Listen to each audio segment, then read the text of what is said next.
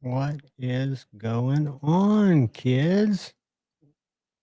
I don't know if anybody can hear me. I've been wrestling with a couple of weird issues, but I hope all is well with you guys. It is Friday. The week is over.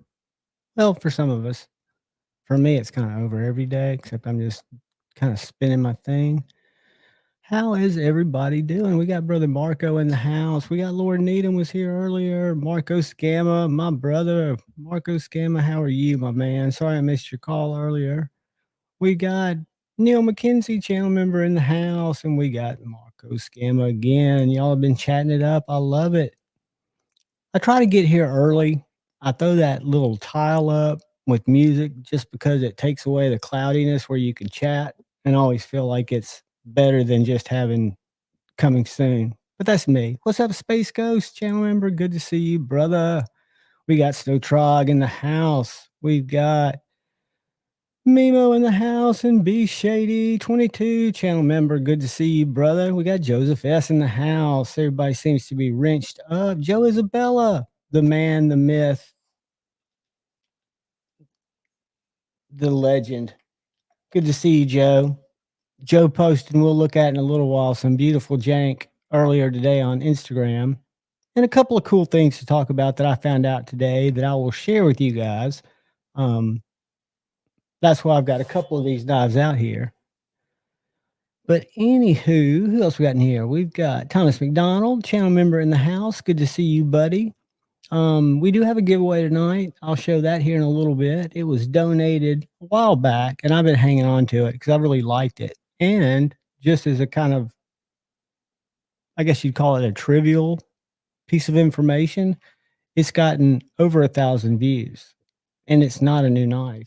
But we'll look at the video, not watch the video, but I'll just show you which one it is before I show you the knife. Our Shear's in the house, and he does not seem to have a wrench. So y'all bear with me. And all this does, Brother Shear, is keeps people from being able to put you in timeout. It allows you to post links as long as they're, links, social media links, your links, stuff like that. We don't want any kind of spam links because with great power comes great responsibility, and we will take them away. So that way you're like everybody else, just like everybody else. Got your wrench. We got Palmer Conley in the house. What is going on, young man? Good to see you. We got Frank Castle in the house from Texas. I haven't seen Frank a lot, but I'm going to go out on a limb and think he's a good guy because he's coming in here from Texas. And I'm going to throw a wrench in his hand just because in case Shane shows up, he won't get picked on. And if you get picked on, and if any of you guys get put in timeout, as long as you're not doing anything, like if all of a sudden you notice you're in timeout, that is a gesture of love. It's kind of like an initiation. It's silly. They put you in timeout for, I don't know, 3 minutes, something like that. You can still watch the stream, everything. What's up, pretty fly? How are you? But you just don't chat for a few minutes. It mutes you, so to speak. Don't know why they do it.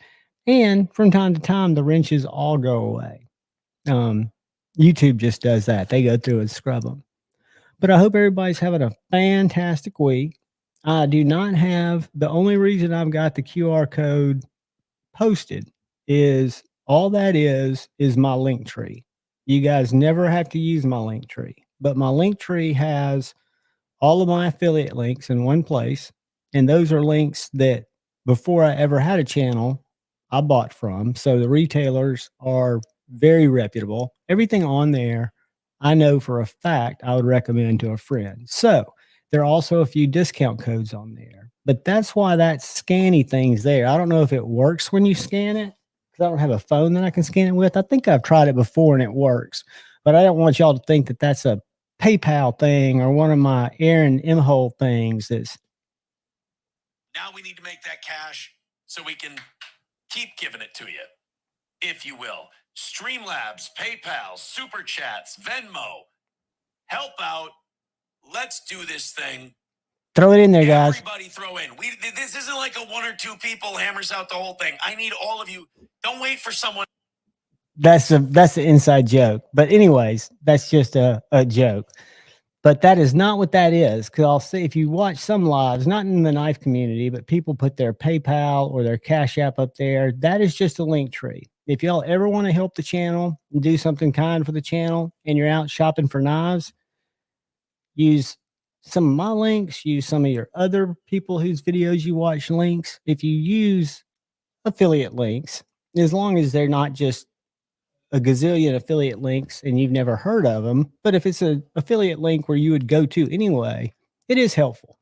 And again, that's all I'll say about that. But that's all that QR code is there because it was a new feature and I figured what the hell, I'm up in my game in terms of my background, so I might as well throw it in there. That is not really Tippy. That is an AI Tippy. And I don't know if y'all have had a chance yet, but speaking of Tippy, I'm going to go over to Instagram real quick and I'm going to share something that Tippy did. She has created an AI of herself and she is a knife expert. So she is an AI knife person, and let me find her. I don't know how to get to her normally, but so here's Tippy's knife knowledge. I don't know if y'all can see that yet, but she's been asked a bunch of questions. She was even asked some inappropriate questions, to which she quickly shut down in a very professional and kind way. But I'm going to drop a link in the chat. I don't know if it's going to work. Where is my share link? Now I can share this from my phone.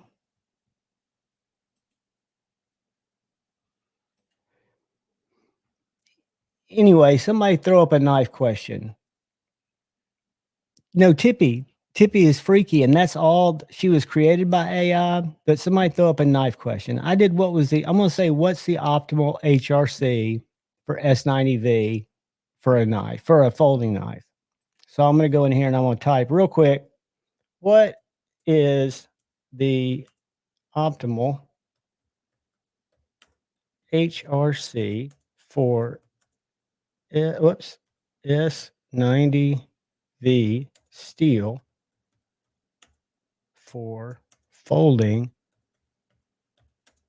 knives? Now, where the magic happens, what I want you to watch is after I submit this question, watch how fast Tippy brings that shit back home.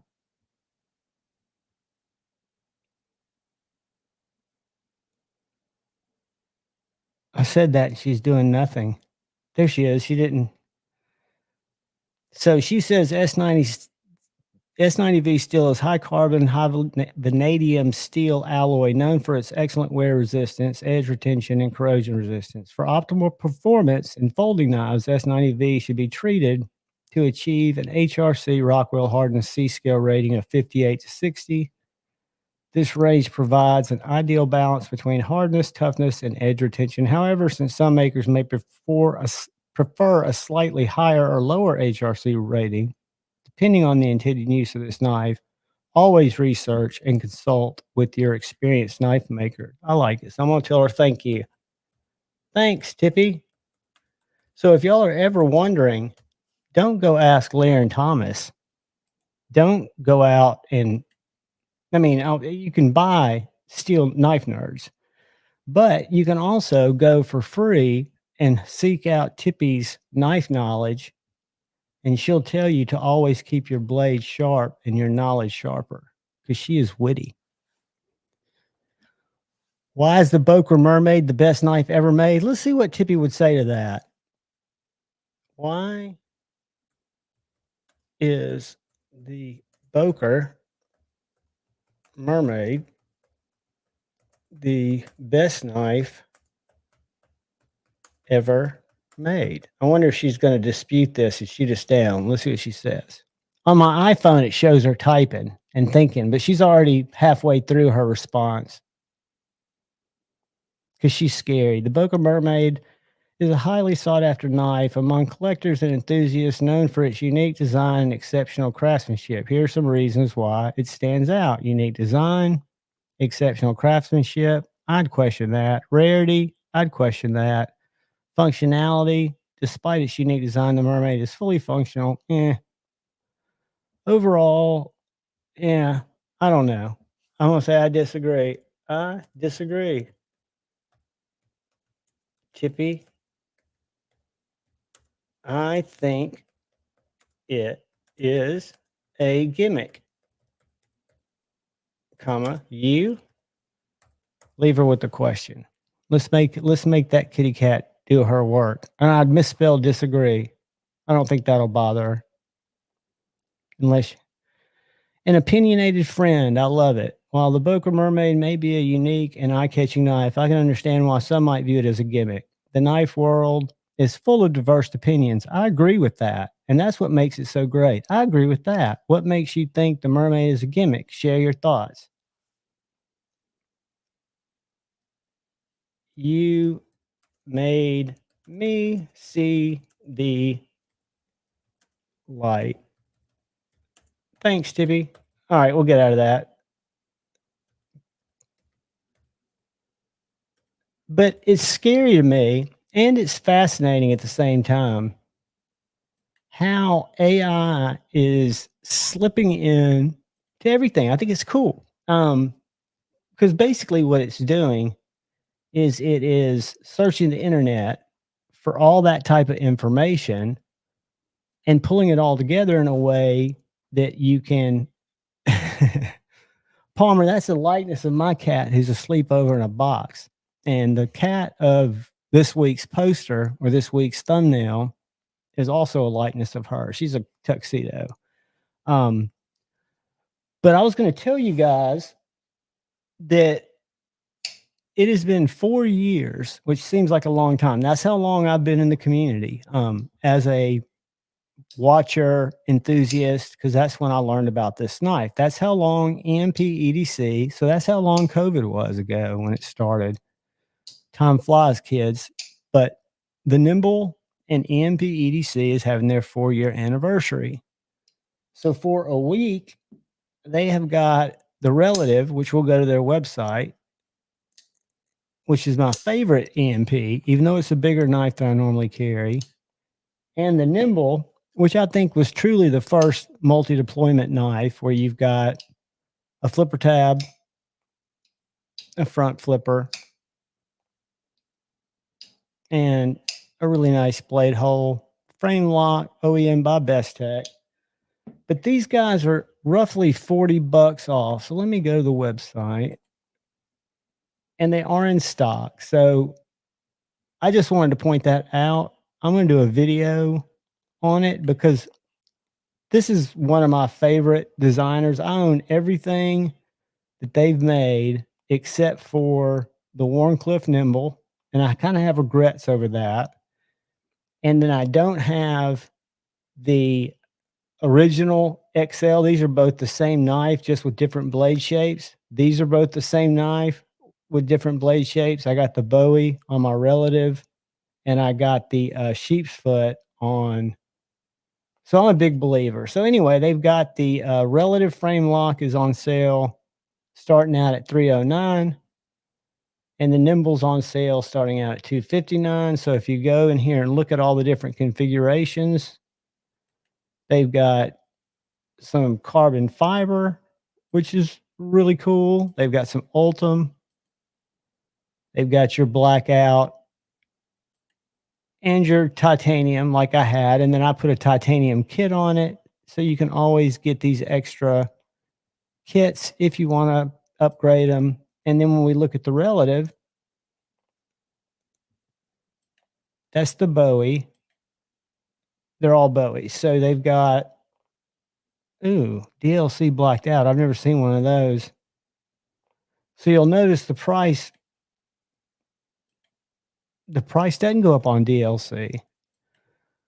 So just so y'all know, for a week, and I think the week started today, I think it's going to run through next Friday. The EMP EDCs these two are on sale. Now, this is in stock, which is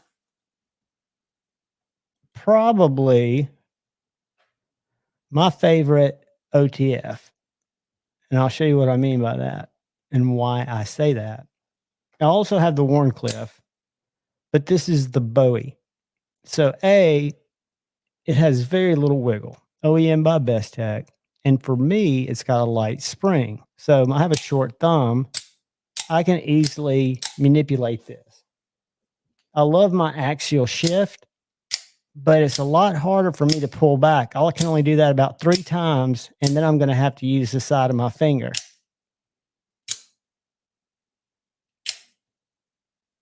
Both MagnaCut. But this is a hollow grind, really thin right here and tall for an OTF. And then you got this compound front. So for an EDC OTF, and I was never an OTF guy until I got my OG Warncliffe, but it's as slicey as you could want. And when I say an EDC, you guys hopefully know I'm talking about opening packages, cutting it into random shit that's not really hard use, right? I use fixed blades for that when I need to do that, which is very rarely. What's up, PNW Funworks? Good to see you, buddy. Brandon Sutton, what is up? 1931 Leatherworks. Welcome, welcome, welcome. Groundfall, good to see you. And for those of you who hang around, the giveaway tonight is a knife that was donated in, I believe, by Chris229 with some other knives. And I gave the other knives away, and I hung on to this knife because it's such an awesome knife. It's about I think it's about a $75 knife. I'd never experienced it, and I'm a big Cold Steel fan, but this is the Cold Steel Airlight. Very thin. G10 Tanto blade. It's got an edge that I put on it because when it came, it had been used, but it's very, very sharp. It's an amazingly light package. It's a knife I might replace because I really do like it. It's just a back lock. It may be a triad lock. What we need to do is we need to go check. Let's go here and let's go Blade HQ is most likely to have it, even though the specs will be wrong. Let me share this with you kids and we'll see. I think it's Austin, but I think it may be a triad lock. I can't tell. I can't push it out far enough. Let's go Airlight.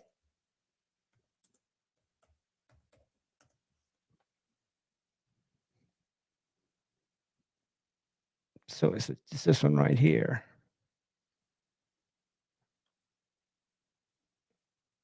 Austin A. What's the lock say? Lock back. Okay, so it's a lock back, which is a little different than the triad lock, but this is a lighter knife. Really, really cool. Huge shout out and thanks for Chris229 because I did a review on it. That's the other thing I was going to show you guys.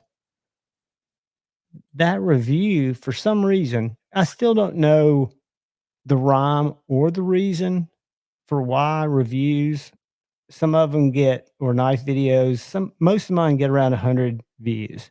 Some of them will get up in the thousands, and most people are getting multiple thousands. I don't know if it's thumbnail, or I don't know if it's the less you show. Because it does seem like the less or the more tricky I make the thumbnail, the more people that watch it. But this is the video. Where is it? I'll just show you the analytics on it. So it's evidently a very popular knife. Not as popular as the Swiss Tech from Walmart, which is just passed to be I think my largest video. Let's see. And I apologize. Okay. So the Cold Steel is sitting at 2,763 views. So that's going to be our giveaway tonight. We're either going to do the number game, or we will do the random StreamYard picker. This is a great knife. Really something that surprised me because I wasn't really aware of its existence. I hadn't been a huge Cold Steel guy, even though I've got the Formax, the 8010, 8015. Those were kind of staples when I first started collecting, right? So I felt like I needed to eventually collect those. But a lot of the other Cold Steels, they have so many models, I wasn't aware of them. I do have the American Lawman, but I like that knife better than the American Lawman. So that's going to be the giveaway tonight. Thanks to Chris229. Paul Mills, what is going on? My brother from another mother. So we will draw for that later on, and might have some guests. What is up? It's your intro. Nobody likes my intro. Oh, it's loud, isn't it? Does it get real loud? People are gonna hate what they're gonna hate. I've gotta figure it out. I'm doing all this from the seat of my pants, right? The way I look at it, I should be sitting here going, now we need to make that cash so we can keep giving it to you, if you will. You like the content? Streamlabs, PayPal, Pay Super up. Chats, Venmo. Help out. Let's do this. I'm gonna start running ads. Everybody throw in. This isn't like a one or two people hammers out the whole This thing. is a team effort. Don't wait for someone else. Just jump in, fucking do the thing. $5-10 at a time. Let's knock this thing out. That's my steel-toed guy. That's what I call funny. And I watched a roast show today, and then I won't talk about it anymore because I know it turns half the people off, more than half. But absolutely fascinating social experiment to see what a true delusional narcissist is all about. And they're doing it. They've made a podcast out of it, and they don't think that it's a study in narcissism. Not into the music. The music, though, that's been there forever, Edgy. Are you talking about where the blue? I need to turn it down because when I noticed it's a lot louder, so it comes in a lot louder. But that intro is just a stock out of Canva. I just pulled it out of Canva, right? So it's something I can use because I pay a subscription for it. And it's when I first went to an intro, which was a year and a half ago, that's been it. And I tried to shorten it down to where it just bills out the shit that it says, which I don't even know what it says anymore. I just know from what I've always been taught in my profession where I'm currently unemployed, which should tell you something, your brand should stay consistent. Now, you're in a unique situation because you're branding into another area. You're branding into a new venture, right? So it only makes sense that your brand changes from your YouTube brand. But I mean, Pocket Metal gives me a hard time because my logo's so shitty. And I know that, but I did it on Canva, right? I did a picture of myself, actually 9 pictures of myself that merged into all these different, like those are knights. It did a bunch of like wizards, all kinds of weird shit. Again, AI is scary. So I found one that looked like me, threw it on there, did the little Javon's Knife Flicks, because before that I was Jay Evans Knife Addict Life, which is too much to remember. But just like when Edgy started, we have no idea what we were doing. We set up these accounts so we could participate in Knives Live. I mean, we were running scared because if you look at my YouTube, it's been around for over 10 years. But if you look at the videos, I had like 4 videos because my daughter, I had to set it up for her school because she had a project. So I had 2 videos of me skateboarding, 2 videos of her and her buddy. I made them private because she was young at the time. I don't think you should show your kids on social media. She shows herself, but not like that. She just is on social media and she's an adult now. But yeah, so for me, I had no idea what I was doing. That's what I mean. Edgy and I kind of struggled through it together, and I still have no idea what I'm doing because I mean that's obvious in what I see the fluctuation between views. So YouTube lets you do this thing now, and tomorrow it'll be interesting because I'm testing 3 thumbnails. YouTube will let you upload 3 different thumbnails, and I tried to make them different, and it tests them. We used to do A/B testing in advertising. We'd always run multiple creatives, and then you find out which ones appeal to your audience and get the most conversions, and then you put your impressions into the creative, which is the ad copy, what you see, that performs best. So thumbnails are kind of the same thing. So I don't want the greeting is obnoxious. Is it the greeting, the intro, or this? I think you're talking about this right here, right? I'm gonna make it happen. Is this what you're talking about? Let me turn it down.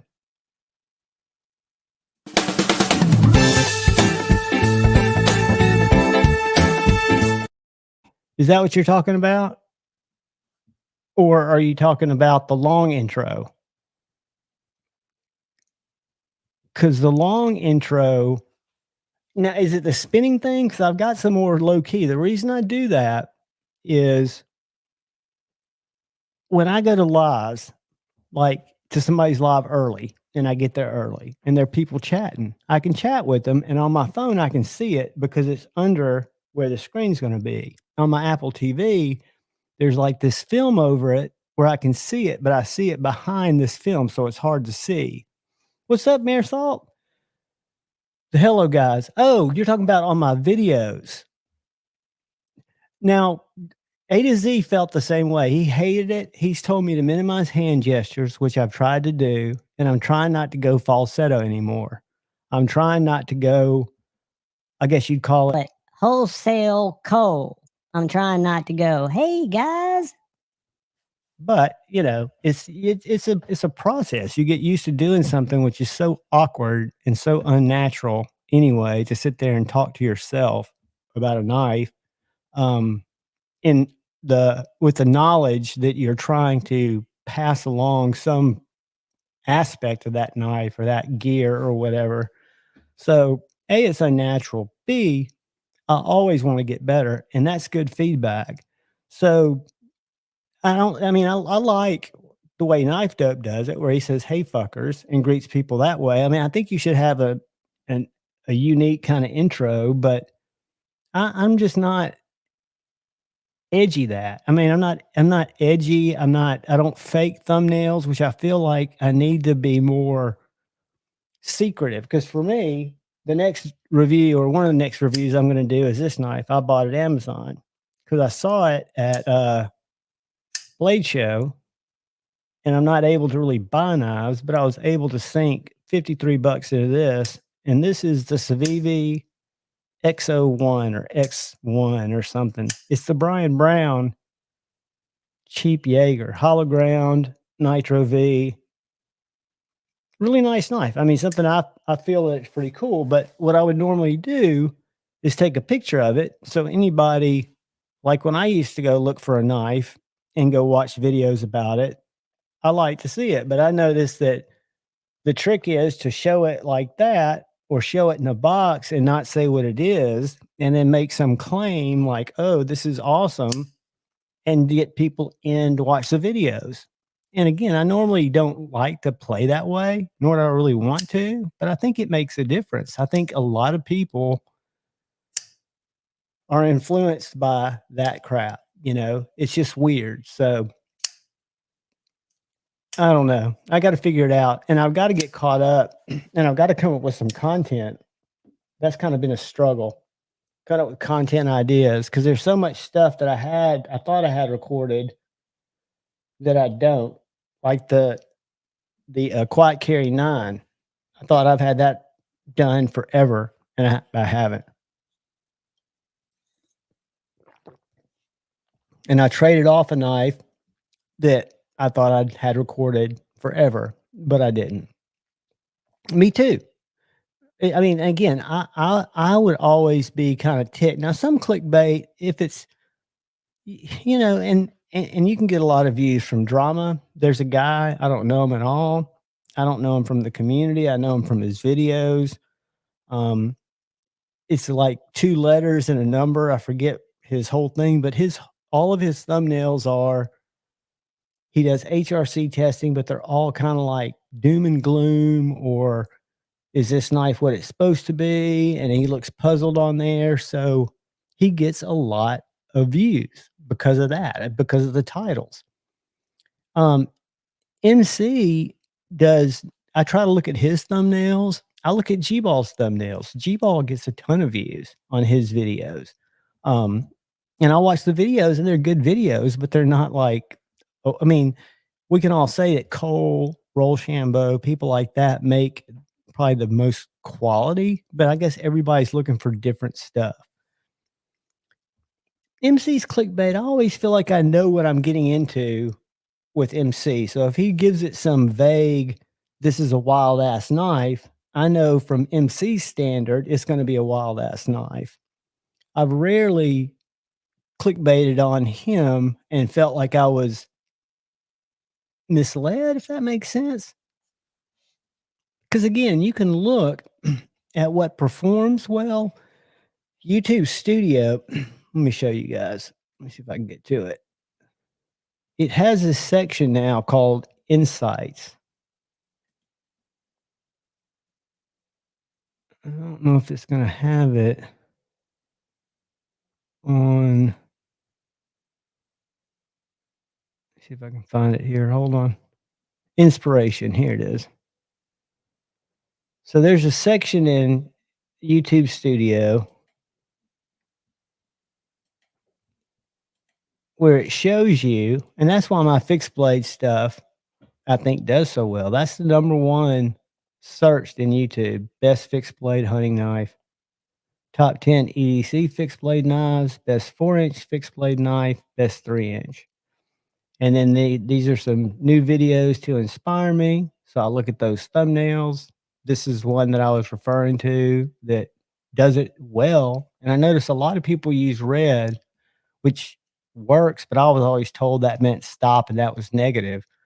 And then it gives you examples. I mean, it's just, and this is all coming from analytics. So I don't necessarily get where and how YouTube classifies this unless it's just based on what channels like that watch mine also watch. But it's definitely a weird deal.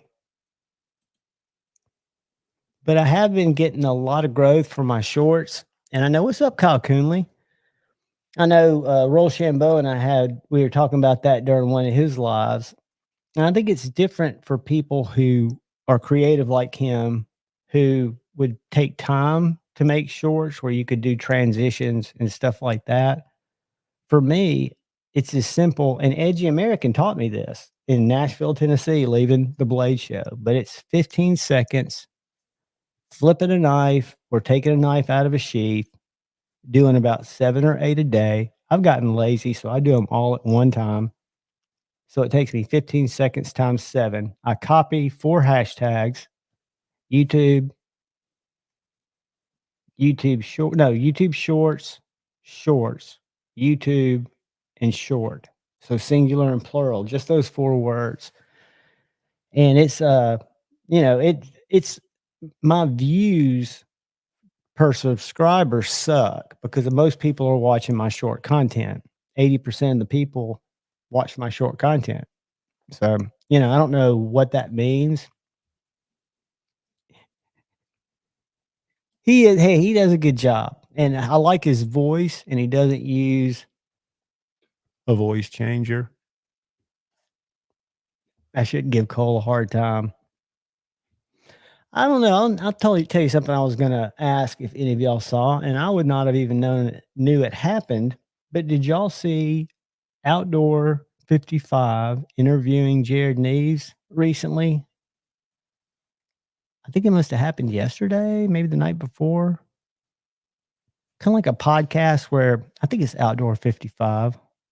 Let me go to my channel and go to my Vita because I was watching it right before this live because they were talking about. I didn't realize, and I might have the wrong guy. It might not be Outdoor 55. It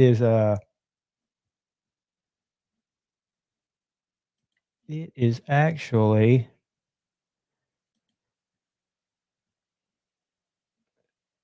Yeah, Outdoor 55.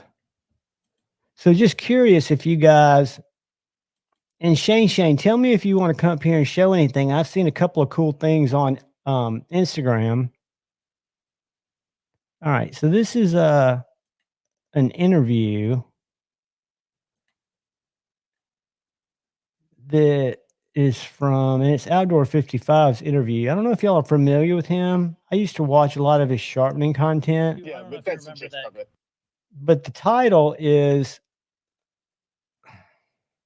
Discussing Knife World Controversies with Neves Knife, and which is a good title. And when I watched it, it's really good because the stuff that they're talking about is he evidently has had some sharpening products made, Outdoor 55, maybe a knife. And they're talking about trying to get it done in the States, right? Pretty cool video. I thought it was it was an hour and a half, and I rarely watch a lot of knife content. But I like Outdoor 55 and I like Jared. It was kind of it's a good watch. What's up, Stephen Clayton Jr.? Ed, what is happening? I'm missing all kinds of people. Rody 7420, welcome, brother. Welcome, welcome. Edgy, do you still have that knife available? I saw that you had one that you were selling. Because I can let you come up here and show that bad boy. I agree. And that's one thing that I love about it is Rolls is natural. I don't agree with a lot, like none of us do. I don't fall in line with his thinking, but I like him as a person. I like the fact that he digs into stuff, and he asks a lot of tough questions. He does a lot more than I do, in terms of getting involved with trying to learn more about what's going on behind the scenes. And that's just because for me, as a casual user, although I know that stuff's very important and valid, if the knife looks good and has good blade geometry and has somewhat decent track record or reviews, or really if I just like the way it looks, I can't stress how good this TRM Bulldog is. And they did send this to me, so I did not pay for it with my dollars, but I've paid for every other TRM with my dollars. And the Shadow is one of my favorites up till this one because the Shadow uses the same river lock, but somehow the detent is dialed on this little guy. Now it's a smaller knife, but it's the thickest TRM made, and the blade geometry is still super slicey. And they use MagnaCut instead of, as I fail it, instead of 20 CV, which is what they kind of always use. And again, the Chupacabra, I'm surprised this knife isn't getting more attention. Made in America with a Snex lock, MagnaCut and aluminum for under $250. Super good blade if you like slicey sheep's feet or sheep's foot blade. And it uses a Snex, which is different than Demco, but similar.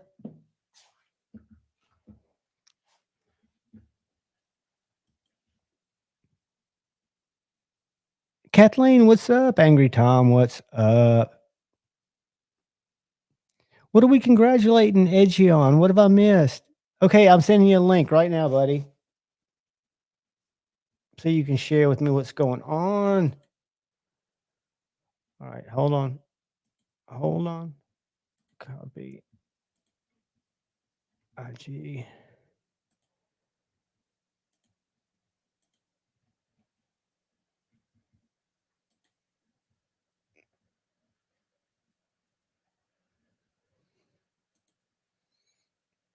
It's on its way, buddy. Uh-oh. Did I not log into my account? Here you are. Boom.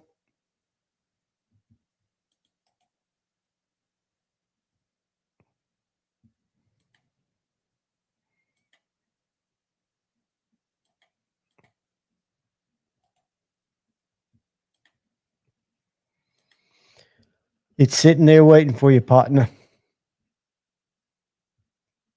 Anytime you ready. Who else has slipped in here? We got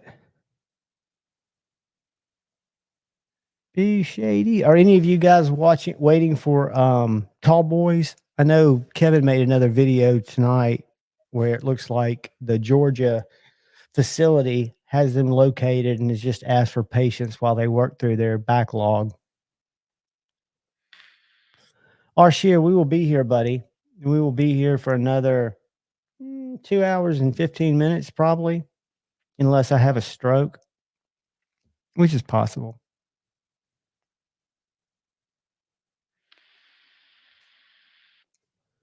But yeah,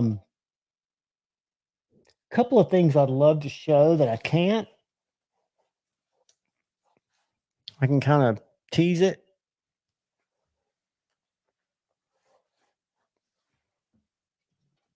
But I can't really show it.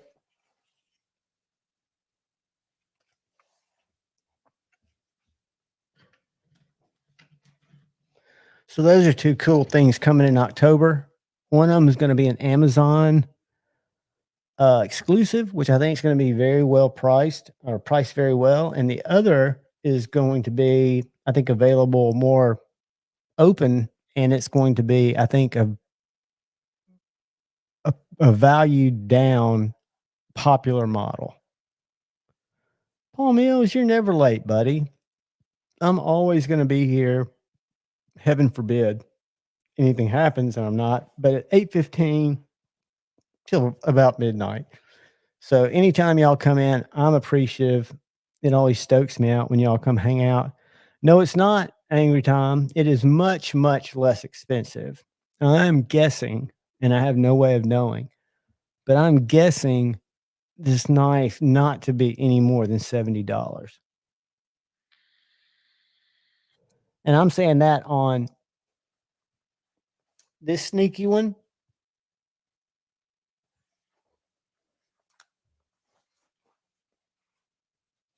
And on this sneaky one.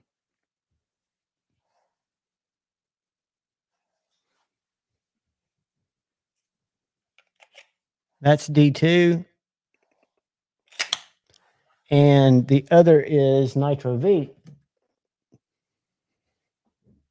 Chris 229, welcome, brother. Chris is, y'all thank Chris. He's responsible for our giveaway tonight, even though I hung on to it for much longer because it was part of the collection for a while. And Angry Tom, I'll be honest with you, and Shane's going to hate me for this, but I did try the Midnight Jack Fixie. It's $249. And for $249, I thought that was a better value, even though I know it costs less to make than the Feel Good Jack in my pocket. I carry this knife every day. I only have 2 Jack Wolves. And maybe I carry it because it costs me so much, but I carry it in its slip and I lied. I've got the low drag, which is my other Jack Wolf. But that little fixie at $249, I've got a lot of fixies. I want to say this one was $220. That Big Idea. And they do have one coming out in October, November. That's made in Tennessee, in Chattanooga, where they're located. That's going to be $300 in micarta and MagnaCut, made in the U.S. And then these are USA made knives. But if we look at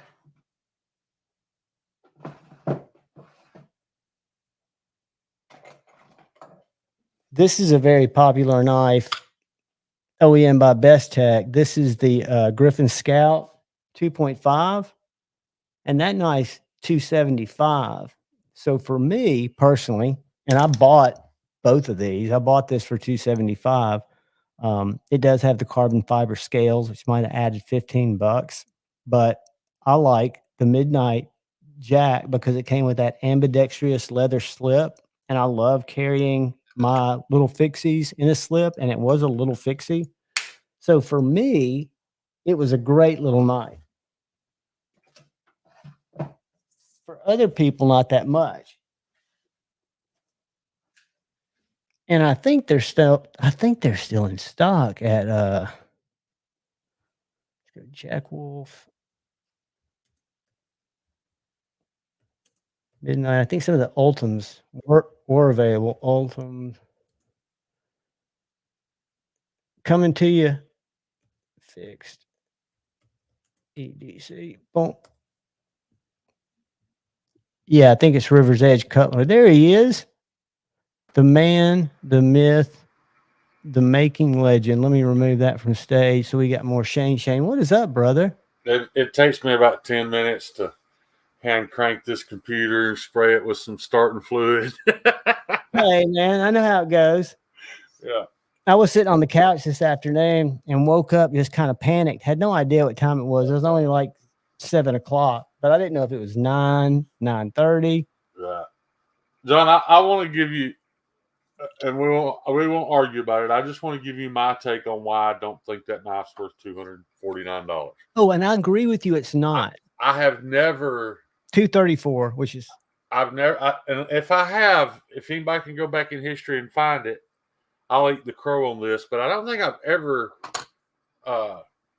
not admitted that the quality of the manufacturing, the fit and finish, all Jack Wolf's knives are finished really well. They're done well. They're packaged well. They come with a lot of stuff that you don't need. That's right. Creative and cute. I get every bit of that, but this is my thing. I know what that knife costs to make, and I will go on record and say this: that's not S90V. That is not. You are not buying CPM S90V. All right, please watch Outdoor 55 and Jared's review. I'd be glad to, because what they talk about, and both of them have experienced China used it. And I think that Outdoor 55 guy is a little bit more in the weeds with what shit is. But he says that those companies that he's worked with, his experience is they work to spec. So, Jack Wolf they order all the fat carbon and send it to wherever it's getting made for them to use whatever fat carbon been sourced. Right. With the steels, I think it took a while. You're seeing so much 20 CV from because they purchased so much 20 CV. Did they? Yeah. Now huh? You think so? I know so. You think the largest steel manufacturer on the planet paid more to have steel shipped from the United States? No, I think the buyer pays for shipping always. So? Absolutely. And I know that the Americans will sell to anybody who fucking wants it. No, there's no doubt they'll sell. So absolutely. So if China says Van-X is big, we want to order a bunch of Van-X, and the Americans aren't ordering a whole bunch of Van-X and it's sitting there, or they have the capacity to make it for both, they're going to make it. I'd have to see it. Yeah, I guarantee you, I think it makes, because in a global economy, let's take it out of You're talking about the largest steel manufacturer on the planet. Why are they the largest? Steel from somebody else? No, all they have to do is buy one from somebody else. Let me finish. You buy one piece of CPM S90V, you put it under a spectrometer, it tells you the exact percentage of what minerals it takes to make it. You don't think they're just going to pour those minerals into a pot and make it? No. You think they're going to buy it and have it shipped all the way?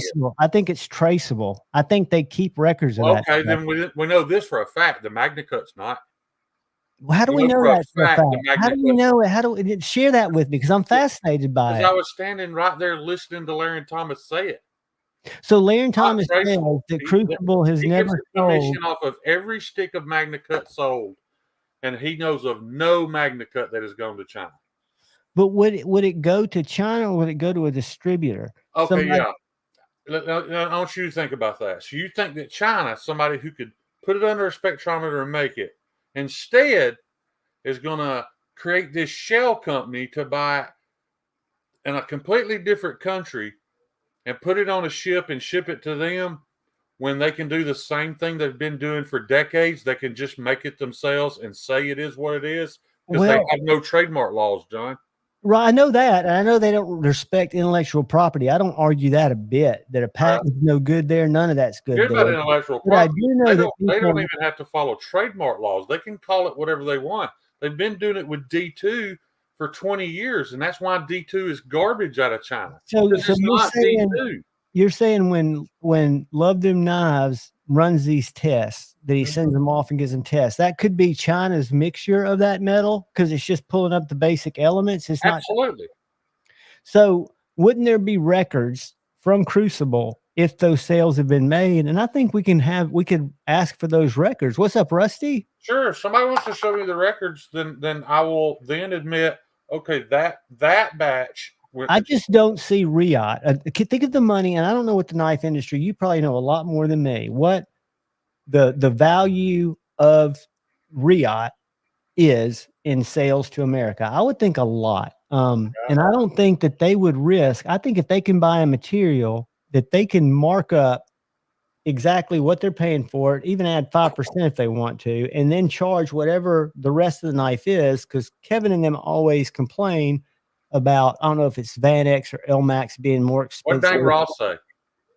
What's Dang Uh, Ross's comment say? I was told Crucible employees they won't sell it to China. Well, that means a lot.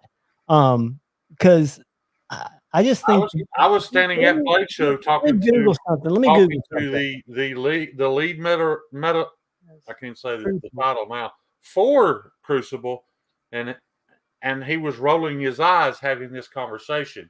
I'm telling you, they bought a piece of steel, they put it under a spectrometer, and they're making it themselves. That's why it never has and never will ever, not one time ever, has it performed. Oh, check Like this an out, dude. American-made- Check this like an out. American-made steel. Check this out.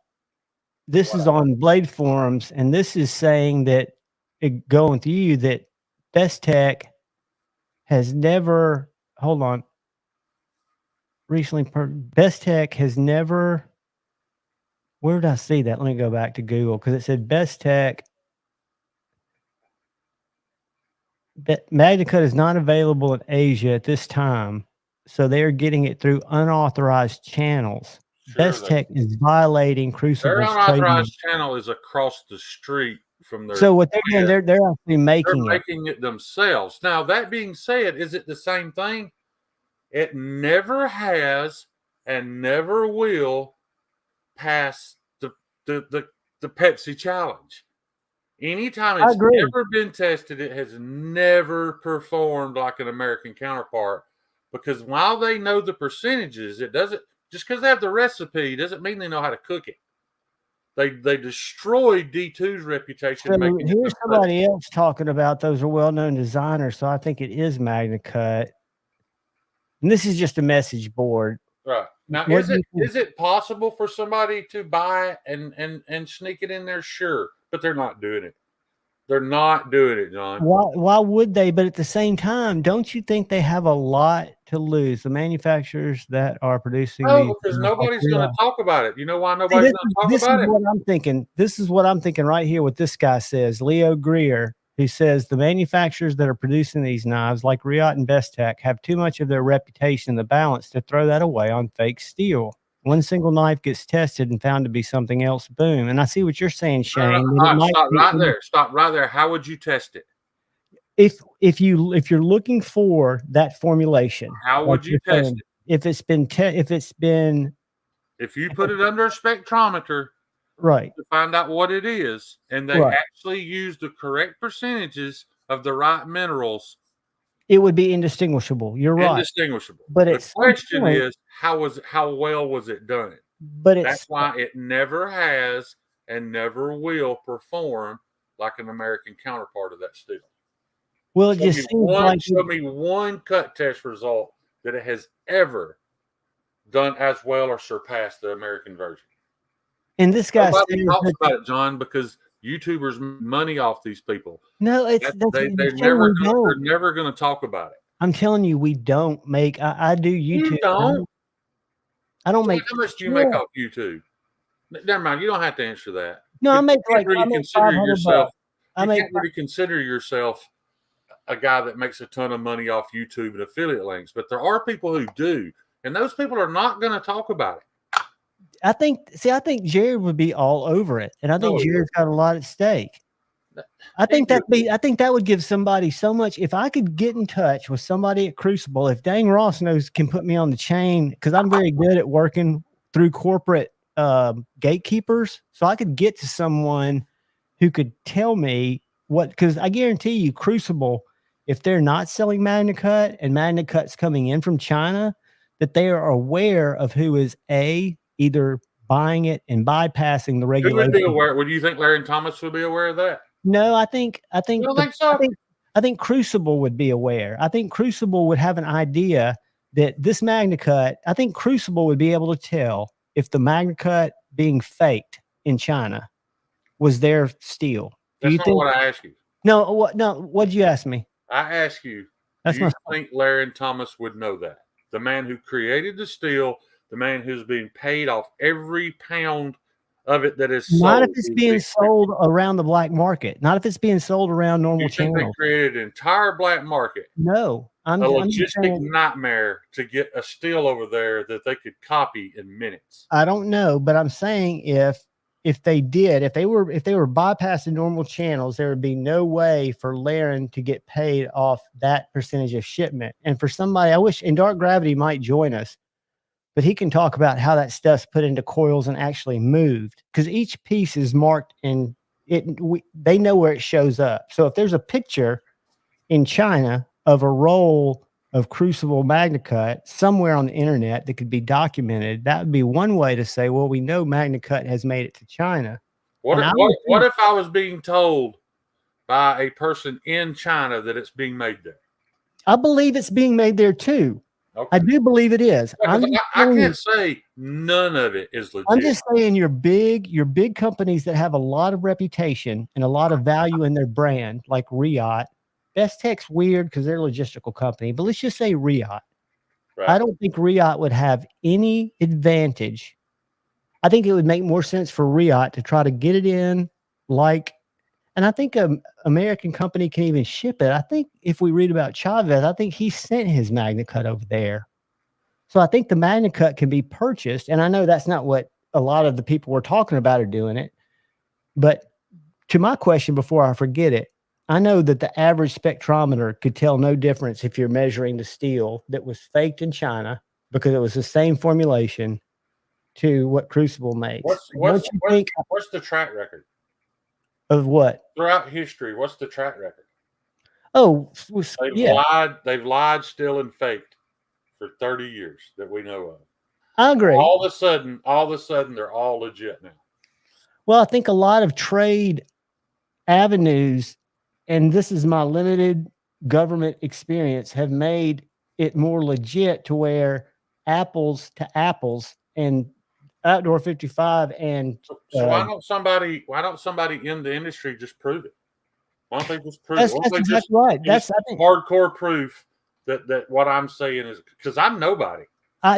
Jay, you've got a lot more knowledge than you give yourself credit for. And I know you say that you're nobody kind of as a bit, because I know you're plugged in more than 99% of the people are in the community that have an opinion. So I trust your opinion and I value it. I just try to wrap my head around, because I know China business, it's important if that business succeeds, because people probably get killed if it doesn't. Yeah, people's lives are at stake. Yeah, so that the management people's gets lives are at stake. If I could get that guy to come on here and tell you that you're all being lied to, on the grand scheme of things, not saying they don't get any real steel. That's like me coming in and saying they wouldn't just kill him; they'd kill his entire family. Oh, and I would never want anything like that. And I'm not saying what he's witnessing and where he works, which is probably a huge place, could all be fake. But I'm saying it'd be hard for one person maybe not in China, but to know, because I think that's a huge city. I think it's bigger in population than. Oh yeah, it's enormous. So it would seem like there could be areas there, and we know that they get weapons, they get all kinds of shit and steel. If you're willing to pay, what, a nickel more a pound, you could probably find a way to get it in there. A nickel more a pound? You think so? I don't know. I mean, I think it comes down to dollars and cents. If China's paying to ship it in, and the nickel more is what the broker gets, that's diverting it from its intended source. Let's say it's I Chavez. wouldn't be in business for a nickel. No, me. Well, I'm barely in business for a dime now, but I wouldn't be in business they're for a not nickel. doing it for the blade steel. We know that that's a small percentage of that knife. It's perception more than anything else. So how much more are they paying for that nickel more Magna Cut than they would be for something from Bowler that they probably are buying from Bowler? I would think it would be easier. Mersalt, I do see them through tinted blue blockers, but I'm open-minded to anything. I don't know. I always say I know nothing. That's why I depend on people to keep me educated. I do. I don't know dick.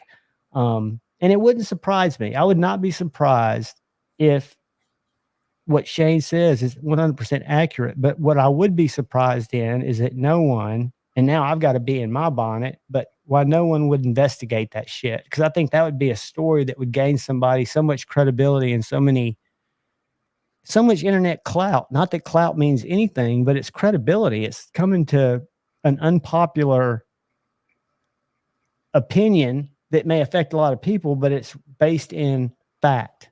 That's what I'd like to get. To answer Mimo, I do not plan to move forward with my own sharpening in the future. Space Ghost is Bowler.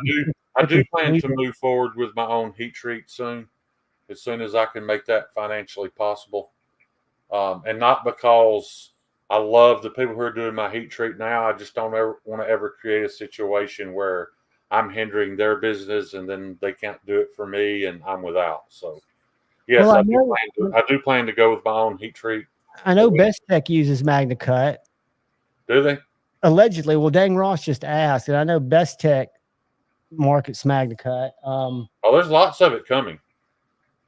And yeah, I mean, I think it would be fascinating to find out. And if Bowler doesn't sell any steel to China, had they bought it at the old time and they've got it all stored up? Why is M390 rated as one of the highest edge retention steels on the market? However, 90% of the M390 most people own is from China, and it won't outperform OS8. Because its heat treated so shitty, I've heard. Well, and M20CV and M390 the same? That's reason enough, John, but it hasn't stopped anybody from buying it. Oh, I'm not saying I'm hearing what you're saying, but right. Is 20CV and M390 the same thing from different companies? Yes. Like a GMC and a. Yeah, that's a whole other thing. Everybody's talking about this PD1 micro melt, which is the same thing as crew wear. It's not the same thing as crew wear. It is crew wear. Carpenter doesn't do powder metallurgy. They're buying it from Crucible and labeling it as PD1 micro melt. That's just facts. Is that what this is? I think is that Strider PD1? If it's PD1, yeah, then it's supposed to be from Carpenter, but Carpenter don't do powder metallurgy.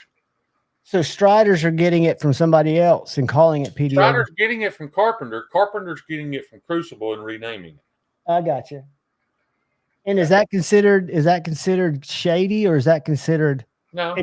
I'm going to share. I don't have beer of the night, but this is a $13 seltzer. Yeah. It's 50 milligrams of THC. Yep, Delta 8. And it used to only be available at different establishments, and now my little gas stations, Bud Light distributor carries it, and it's strawberry lemonade.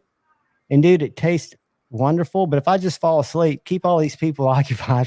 Dr. Drew, if I buy any Chinese Magna Cut, it's going to be a fucking effing Growl Strider clone. You can bet your ass on that. And it's going to be damn good.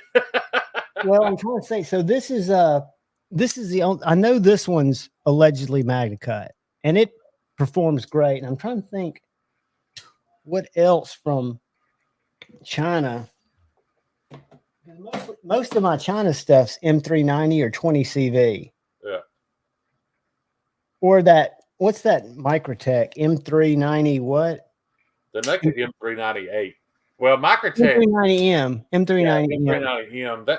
That's just a pinch of salt difference between M390. So- They changed something just enough to be able to. So who originally made LMAX and stuff like Vanex? Are those either Bowler or Crucible? Are Bowler and Crucible the only people that make steel?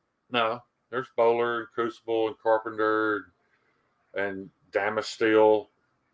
Well, I knew Damasteel. They don't just make Damasteel. They make. Hey, I fell in love with another U.S. maker that I've overlooked for years, and it's a little knife that fat ass A to Z EDC has, and it's his favorite knife. That little Olamic whippersnapper sheep's foot. Did you see my video on that? Yeah, I It's just love a picture. that knife. You know, that's polished carbon fiber. Yeah. I mean, it's and his is Damasteel, but I didn't realize how good the ergos were. Did you realize what that handle material was on that knife I posted today that I sold?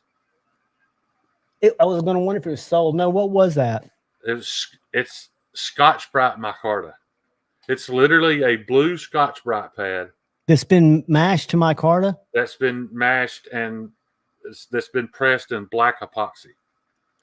So is micarta basically your medium, whether it's a hemp fabric or any fabric and You can epoxy? use any fabric, but Under instead of pressure? using canvas, I just used a blue Scotch-Brite pad and embedded it in black epoxy.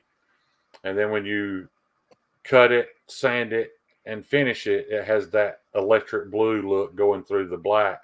It's beautiful. Did you just do that as I'm going to try something different? Or did I somebody did see it. I saw it in a video about 7 years ago. A guy did a little bitty piece of it. So I decided to do a whole handle scale. It's very amazing, tough. dude. Because the epoxy itself is tough, but if you give it a medium, just like concrete, if you put fiber in concrete, it makes it even stronger. But, Right. Yeah. Well, I mean, I think what you're putting out is, it looks like you're doing it a lot quicker.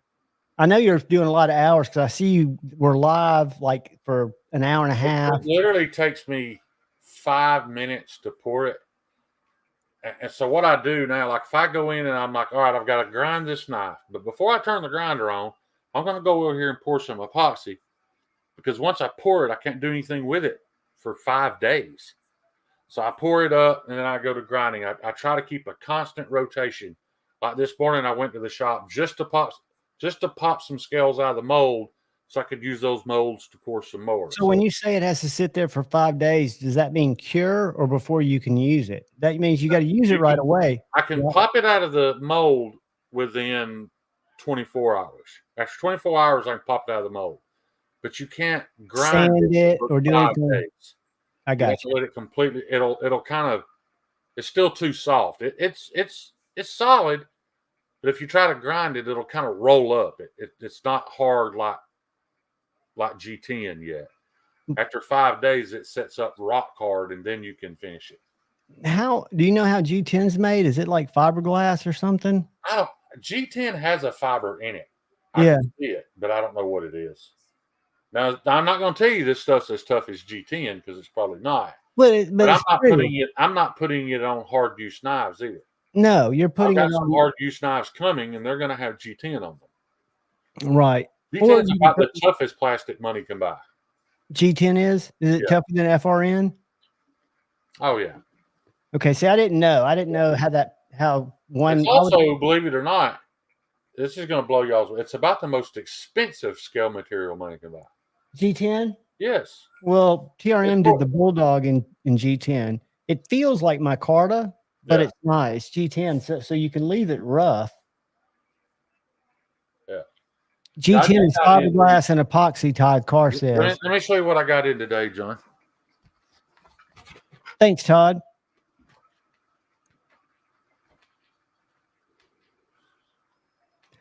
The blue pills work. What I used to take was Cialis.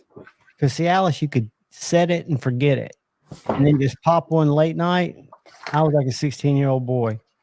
So I'm using like tabletop epoxy because it is so tough once it cures. The And stuff all they I build do, up on tables. When you say tabletop, you're talking about that stuff that you see on top of like tables. those river tables and Yeah, stuff. that have shells or stuff in them. Yeah. All right. And then I take this mica powder, Is that like a and it spoon? literally in a Dixie cup, it takes a spoon this big, this little bitty tiny spoon. Just one little scoop, I dump it in there, and all of a sudden that epoxy turns this color. Whichever color I want to pick. This box I got in today is pearlescent pigments, so it'll kind of have a little bit of color shifting in the light. So is But, that basically your color, the color that you add to your epoxy? yeah, Or I can do blacks, brown, any color under the rainbow, dude. And it doesn't just come with a color; it comes with variations. Like there's a light yellow, there's a bright yellow, and you can probably mix those like you can crayons when you were a you kid. absolutely can. You can mix them and create whatever you Shades. want. What's Yeah, up, then Rob you can do 39? what's called a dirty pour, where you mix a cup of both colors or two different colors. You slowly pour them into a cup together without stirring it. You just pour them in there together. Then when you pour that cup out, you've got like a line of red and a line of black coming out with it, and they don't blend. They just flow together. Do you have a process along the making of the knife that you look forward to, or do you just look forward to seeing it finished? I will tell you, I didn't know that I did until I ran out of steel. I didn't have anything to grind, and it was driving me insane. Well, that's really what drove you into making knives, was the grind, right? Yeah, For lack of a better term. yeah. I'm really enjoying making these scales, and don't get me wrong, I've probably made 14 sets of scales. Out of those, right now, I might be able to use 4 of them because it was a learning process. Sure. I Sure. made mistakes. Some things I tried didn't work out. But this next gallon of epoxy I buy with all the mica powder I've got, I'll probably be able to use every set because I won't make those same mistakes again. Right, because you've learned off those few mistakes. I really like that part, and I really like, now that I've gotten good with, I hate to say that, but now that I've gotten good with my grinds, and I'm 100% confident when I walk up to the grinder, that's by far my favorite part. And I mean, you've come so far in what, 4 months, 5 months, or am I thinking short? Actually, Maybe 6 months? no, actually, as far as selling knives, I've only been selling them for a little over a month. Right. So because that's when you really got into the shop and started trying to crank them out. Yeah. Well, I mean, I think learning all this now will help you so much because your reputation's just only getting better. And as you continue to get better, you'll have a better idea what your cost. I promise y'all, there are knives out there right now that I wish I could take. I wish I could buy back. You can never think that way. And when you buy one from me right now, you are buying into this journey. And that's months from now, there's going to be a knife come out, and you're like, man, I wish you did that good a job on mine. I can't help that. I can show you a lot of knives that I've gotten from Jason. They get better and better. And that's part of the fun for me of being a collector. And I gave one knife away. One of y'all won it at a Friday Night Flicks. And it was the first knife I ever bought from Jason. It wasn't a J-Cal. It was just a little small fixed blade where he just started playing grinding for $40. Had the nicest little micarta handles and, what do you call them? Mosaic pins. And I gave it away on a Friday Night Flicks because I wasn't using it. But I'm getting ready to do a video on all his knives because you can see an absolute progression. The first knife I got from him was a chisel because he hadn't even figured out how to grind both sides even. So there's a process that, to me, being able to look at these knives and see the evolution of that person or their designs is cool. What do you want, Tippy? You want to sit in my lap? But there's guys that have bought knives from me that are waiting on shipping. They could have them in the next day or two. Congratulations! That I've already made knives better than that. It's just every night you learn something, and every little bit you learn results in a better knife. Would you win, buddy? We're going to give away a cold steel tonight. Maybe you'll win twice. I've never seen. I know Melissa does lives from time to time, but I've never seen a lot of her content. I see it on Instagram, her shorts and stuff. What's up, Addicted to Blaze? But the joke wolves are on their way back from Heat Treat, guys. I only got 5 made because I wanted to see how well they go over. I've got enough steel to make several more. That's just going to be a little 6-inch Warncliffe and Nitro V, made in the United States. By Shane. For about $100 less than. She was on What's Not. That's an auction app, right? Huh? What's Not. I saw Dave what's his last name? Warren from Tuya Knives sent me his WhatsApp contact information, which is something that I think people use to do auctions. But that's where she had her live stream where the Maroni won a knife tonight. Okay. I'd have her. Well, I shouldn't say that on live stream. I won't say that. I like Melissa. I think about a lot of things differently than people like. John, if you were up there, had 100,000 subscribers, and you were doing content for people just for a free knife, which is paid content, regardless of what anybody says. That's absolutely. Content. And then all of a sudden you find out that they paid Melissa Backwoods thousands of dollars to do her review on it. That's a paid sponsorship, and she does mention those because she does. That's how her business model's set up. But keep in mind, I'm assuming she had a manager. Right. When she first showed up at Blade Show from her days at Neck and Afraid, because if I'm not mistaken, she did some all-star series of that. So I'm sure she's got handlers that help her use her, I hate to say this word, but influence, simp cultivating, I guess, to buy stuff, right? So I watched her almost wreck a little battery-powered scooter on Instagram because it wasn't a knife, but she was promoting it. It's something who I really like, Carla, Little Fit Devil. She's kind of gotten out of knives, and you notice that she's doing clothing for Temu. That's what most of her videos are about, bathing suits and different clothing stuff. So when people get a lot of followers like that, if they choose to do sponsorships, to me, personally, I just wouldn't feel necessarily comfortable doing that because I don't feel like I'm a commercial guy. I don't feel like, and that's really all that is. And they're basically disclosing it up front. The difference is you've got that parasocial relationship type thing that's kind of deeper than you have from an actor on a commercial, right? You feel like you know that person, even though you don't. Yeah. My issue with it, John, is you can't convince me that guys are being completely honest and with their opinions on things that they're being paid. No, and absolutely not. That's 100% true. They believe it about as much as Tom Selleck does when he's telling old people to get a reverse mortgage. Right. They're just basically being paid. It's kind of like, and I'm on Rumble now. We're streaming on Rumble to 0 people, I'm sure. But they have these Rumble reads where once you get an audience of like 1,000 people, Rumble dumps these ad reads in your studio. So you can choose to read a coffee ad or a hard-on ad or and you just basically read it. And I would rather them do that than give me an opinion on a knife that they're being paid to review.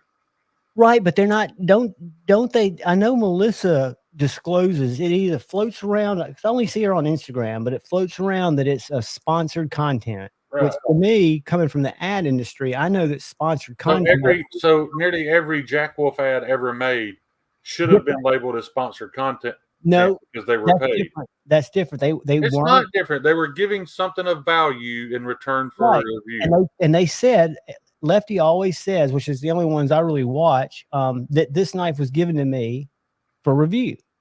So that right there is telling the viewer that he did not buy that knife. Does everybody take that way though?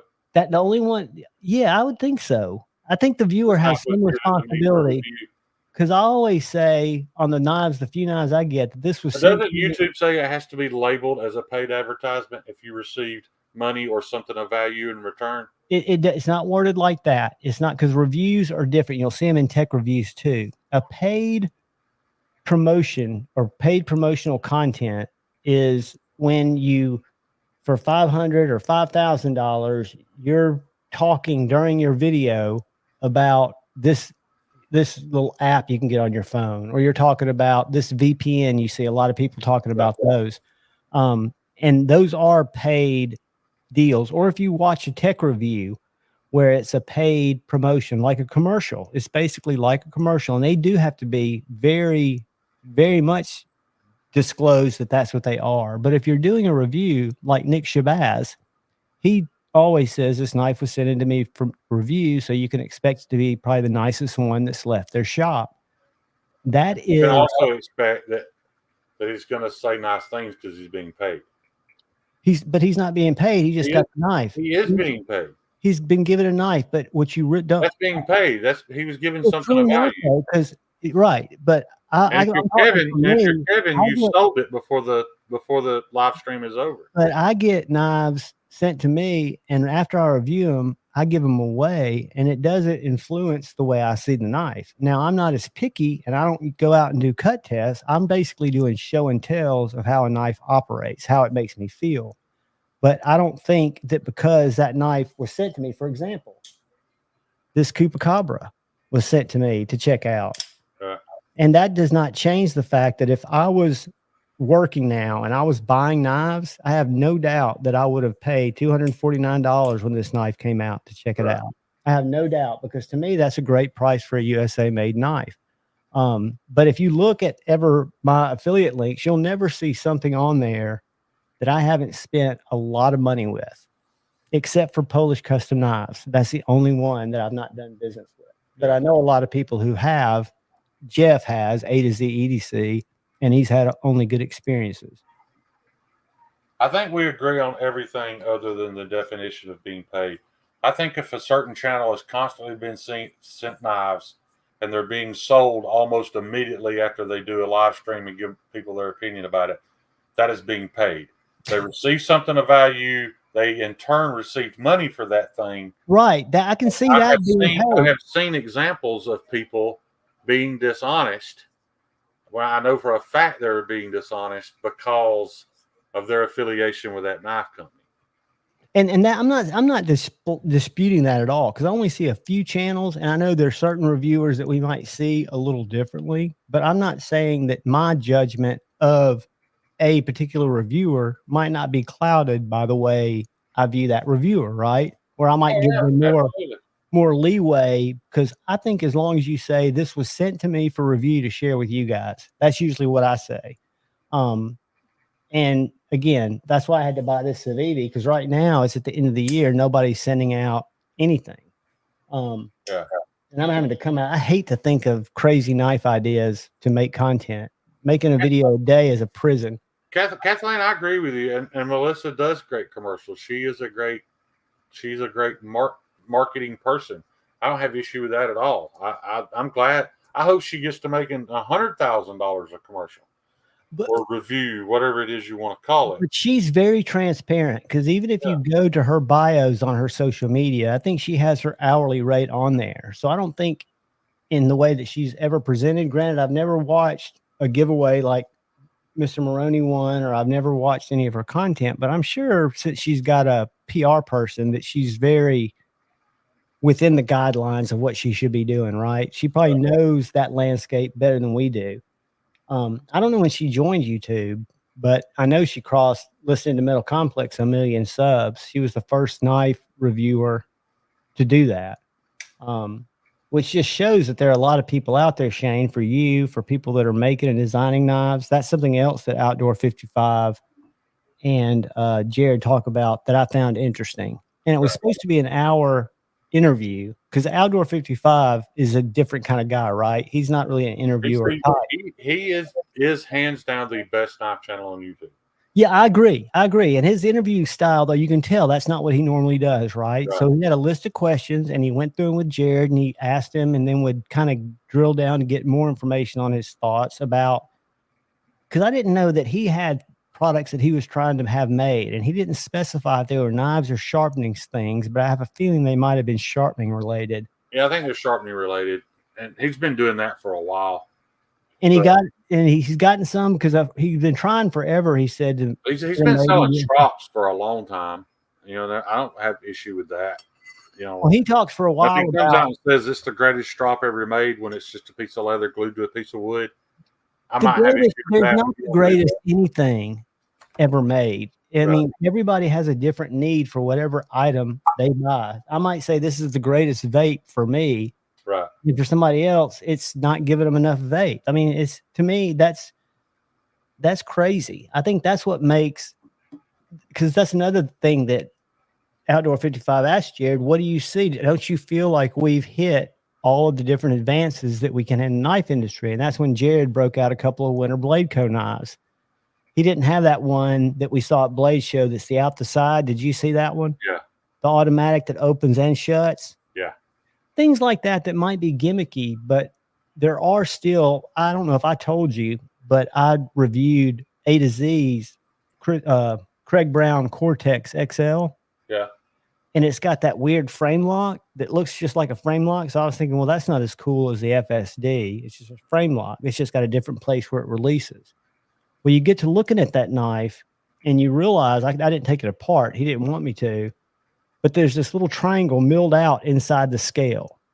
So when that knife locks open, not only does that little frame lock come out and catch the tang that's got the cut to it, but the flipper tab locks into that little place. It's locking up in two places. Okay. And it's got, in the blade, it's got two little like rods, little short rods. One of them's to adjust the detent. I don't know how it works because it just shows it on his website. And the other is to adjust the lockup, which I don't know why you'd want to. Let me show you this. But yeah, I've heard that you can adjust the lockup. My point is there is a whole lot of weird innovation going on. I just don't think we're always aware of it. So if you go to resources, let me share this real quick. Because Craig Brown, even though he's in Washington, he's an aerospace engineer. Yeah. He's a knife guy. So he's doing just like, that's it right there. And see this little hook right here? Yeah. When this knife opens, that's the tang where the frame lock hits. This hits inside the scale. So I still don't understand how that works. But if you look at this, all of these knives have this little adjusting. That's the FSD eye lock adjustment. I don't know how those little pins, I can tell. And John, that literally is the only thing left, is fancy lock mechanisms. That's the only advancements we can make it. Until somebody makes a knife where a laser comes out and slices things open and never go, you know, that's what Jared seems to think that there's a lot that can be gained from blade geometry. I don't know the reality of that, but he was talking about, he's seeing, and maybe he's talking about his knife that's so thin, but that people now are realizing the importance of blade geometry. But locks, I'll tell you what I've reviewed that comes out Sunday, and I don't remember the name of the guy who must have invented the liner lock, but that's Spyderco. Chris Reeve invented the liner lock, or the frame lock. But somebody else, this guy that did the Spyderco Valaton. Are you familiar with that knife? Yeah. So I reviewed that. A to Z had it. Yeah, I tried to buy that from him, and he strung it on like a puppy for a couple of months. And there are 6 of them on Amazon. Yeah. Brand new for $200 and something bucks. I don't care anymore. Yeah, but the guy, it's liner lock, but I thought it said whose it was. It's got a thick ass liner lock, dude. It's a nice knife. I mean, the grind on it is very impressive. Because I never liked it when he bought it. I was like, dude, why'd you buy that big thing? And again, it's not a knife I'd ever carry, but it is a big G10 and stainless steel with a liner lock that looks like a frame lock. Yeah. And then it's got the thumb stud. It's the only Spyderco that's got a thumb stud that's also the stop pin. Yeah. But it was very cool. Yeah, that's a cool knife. I want to back up for just a moment, Javon, and we can leave that whole other subject alone, because I know it seems like It don't seem like nearly every time I come on a live stream, it turns into some controversy. It's not controversy. It's No, information. I know, but let me finish. I want to let you guys know I don't buy any of that stuff, so it doesn't matter to me. And if it doesn't matter to you guys, then maybe I should stop. But I'm only doing it because I don't. I just want people to know the truth before they buy things. If you choose to buy it after that, I'm not going to think any less of you. I'm not going to ever say a word to you about it. But keep in mind that that's a detriment to me. I would have been way better off had I maintained relationships with a lot of these YouTubers, because I could be sending them my knives for them to promote. I've burnt those bridges. Oh, you absolutely stood up for what you know in your heart's right. And there's I'm nothing not wrong with that. gaining anything from this. I'm actually losing from it. And I know people get tired of hearing it sometimes, but I always think, well, it's been talked about enough, people know, and then I see somebody say something, and I'm like, clearly they don't know. And if you know that there's a chance that your S90V might not be real CPM S90V, and it might not perform like, and you're okay with that, and you're okay with paying more for it than you could an American-made knife, then man, buy all of them. Well, no, I think that's a huge problem. I think if China was saying we have made the equivalent because we're the clone masters of the S90V and we're going to call it S90V and let people know that, that would be one thing. But to call it S90V or to stamp it MagnaCut, what else does China buy from the United States to turn around and sell back to the United States? a lot of stuff. Like what? That stuff they buy from here, pay to have it shipped there just to sell it back to us. Don't they buy a bunch of coal and all kinds of stuff? I don't know if they buy it to send back to us, but I know they buy raw material. They buy lots of stuff. That's not the point. What do they buy? Let me Google it. Hold on. To turn around and sell back to us. What materials? What raw materials? Materials. Because you understand, Javon, that to make S90V you need the vanadium, right? Right. Do you know where all the vanadium is? No. It's in China and Africa. There is none here. So we buy it from them to make it? So we're buying the vanadium from you think we buy the vanadium from China, we make the steel, roll it out in the bars, they buy it back from us, even though they're the world's largest steel manufacturer. All right. So here we go. Here's what we export: oil seeds and grains, soybeans, integrated circuits. But they're not selling any of that back to us. Crude petroleum, copper materials. Copper is one of the top exports, aluminum materials, cotton, and coal. So I'm not seeing steel on here anywhere. Let me see. China imports paper, 679 million, rubber. All right, we got 93 more. I'll tell you how much, and I'll show you what I'm looking at. Let's share this so I don't look like I'm just throwing numbers around. Because this is fascinating. I mean, that's what I've always heard Greg say, is he doesn't understand how they could. Because they're not buying it from here. They're making it themselves at their cost. They already have the raw materials that we don't even have. Let's see. We're going to find steel here in 1 second because everything's in here. Base metals, not specified. That might not be it, but that's 358 million. Iron and steel. In 2023, we exported 313 million, 0.44 million. I assume that's all steel. Let's see. You're probably right. That is all steel. Do you know who bought the World Trade Center? All the steel that was in it. Was it China? They buy all of our recycled steel. They're buying all of our real estate now too. Right. That's where that number comes from. Not from Crucible. That's our recycled steel. Cork and articles of cork is their lease. No manufacturers of plated materials and basket work. They only bought 57,000 from us. Silk only 76,000. Umbrellas, walking sticks, and whips only 318,000. You are 100% correct. Look at that. Once you know, you should buy whatever makes you. I fully support you buying whatever makes you happy. Look at that. They bought $578,000 worth of arms and ammunition, parts and accessories. Right. Isn't that kind of wild? I didn't think you sell. I mean, I know it's not a lot of money. I mean, it might have been springs for some kind of. Yeah. That could be nothing. That could be nothing but ACOGs because they can't make one of those either. But I bet you doing a little bit of internet sleuthing, I can find out. And I need to I reach bet out it's to Dark harder than that. Gravity. I bet- bet Dark Gravity would know just from his plant. Yeah. Because I think they work with all metals, don't they? There at Alcor Steel. I I'm think not he's sure. told me. I think he's told me they. You'd be surprised how many people I know that work in the steel industry that know nothing about knife steel because it's irrelevant to them. It's just not used in enough stuff Exactly, and for them to know about it. John, I called a heat treat company here in Birmingham, a professional heat treat company, and I asked them about heat treating blades for me a long time ago, and they were like, "Well, what kind of steel are you using?" They didn't recognize any of them. I even went as low as, "Well, what about 154 CM?" And he's like, "I think I've heard of that." Well, what are y'all even heat treating if you haven't even heard of 154 CM? You know, all other types of parts. There's not enough money in it for them to care.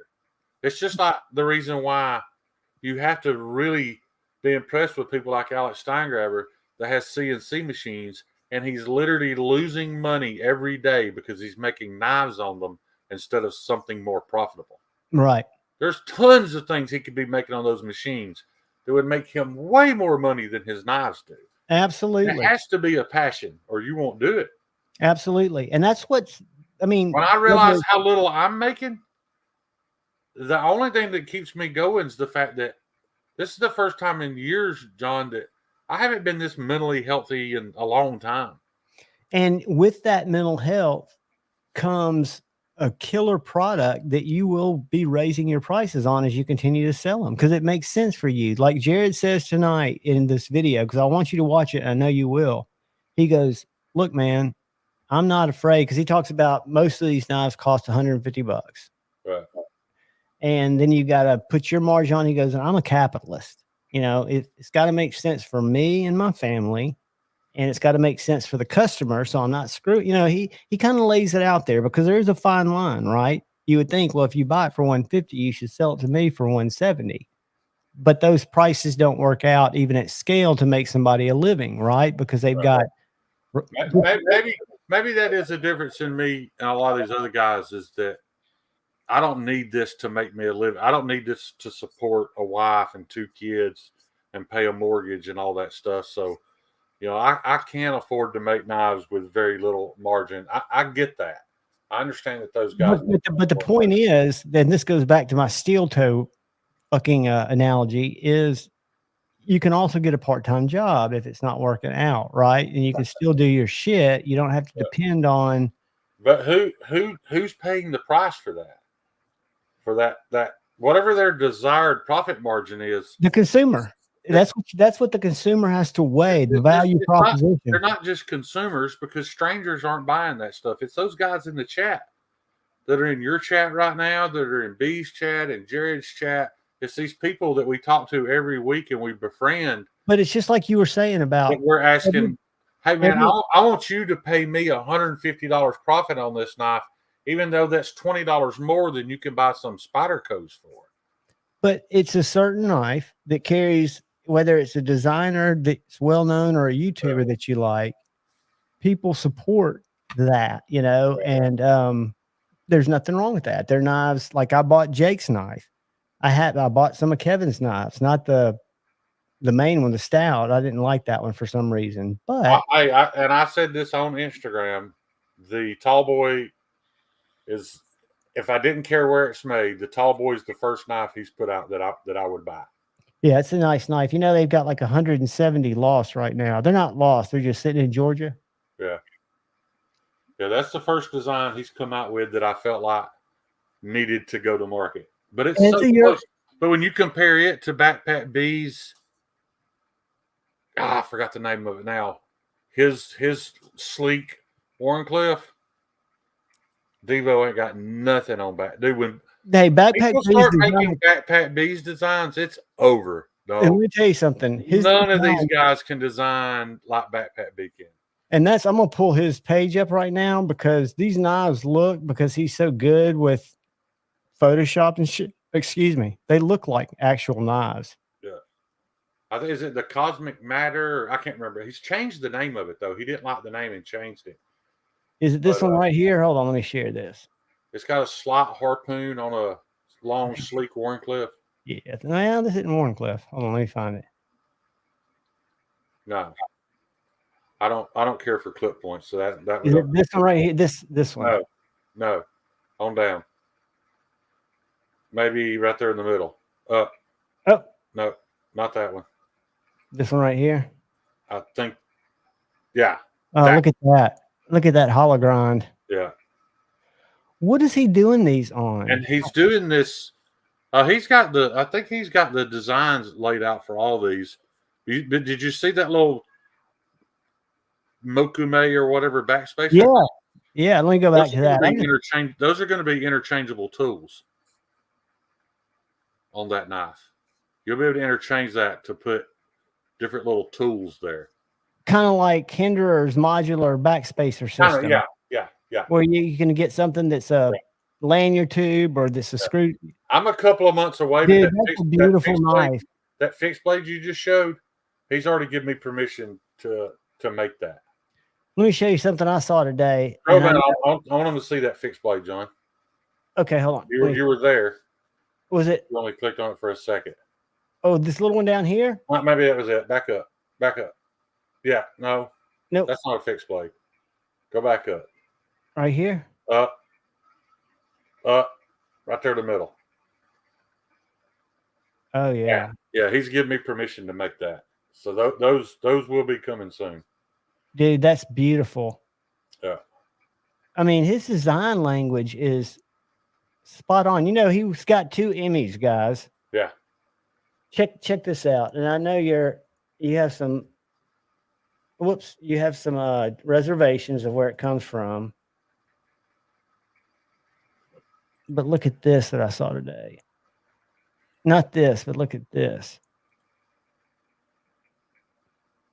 Are you looking at that? Let me see if it's sharing. Yeah. What do you think of that? You think it's sexy? I'm not going to comment. Guess how much it is? How much is it? You want the plain Jane? Yeah. $590. I'm going to make it. No. It's 290. I'm sorry. I was reading the folder. What still is that for $290? Hold on. $290 and $295 for black wash. It doesn't say, so I'm going to have to go to DLC. It doesn't say. Let's go I've literally had a blank with that knife. Not exact, but really close to that drawn out for 2 years. It's been laying on my table, waiting on me to make it. Dude, that is an awesome knife. I would love to see you make that. Let's find this. And I'm not going to copy it, but no, but you can. I'll be able to make it before they do.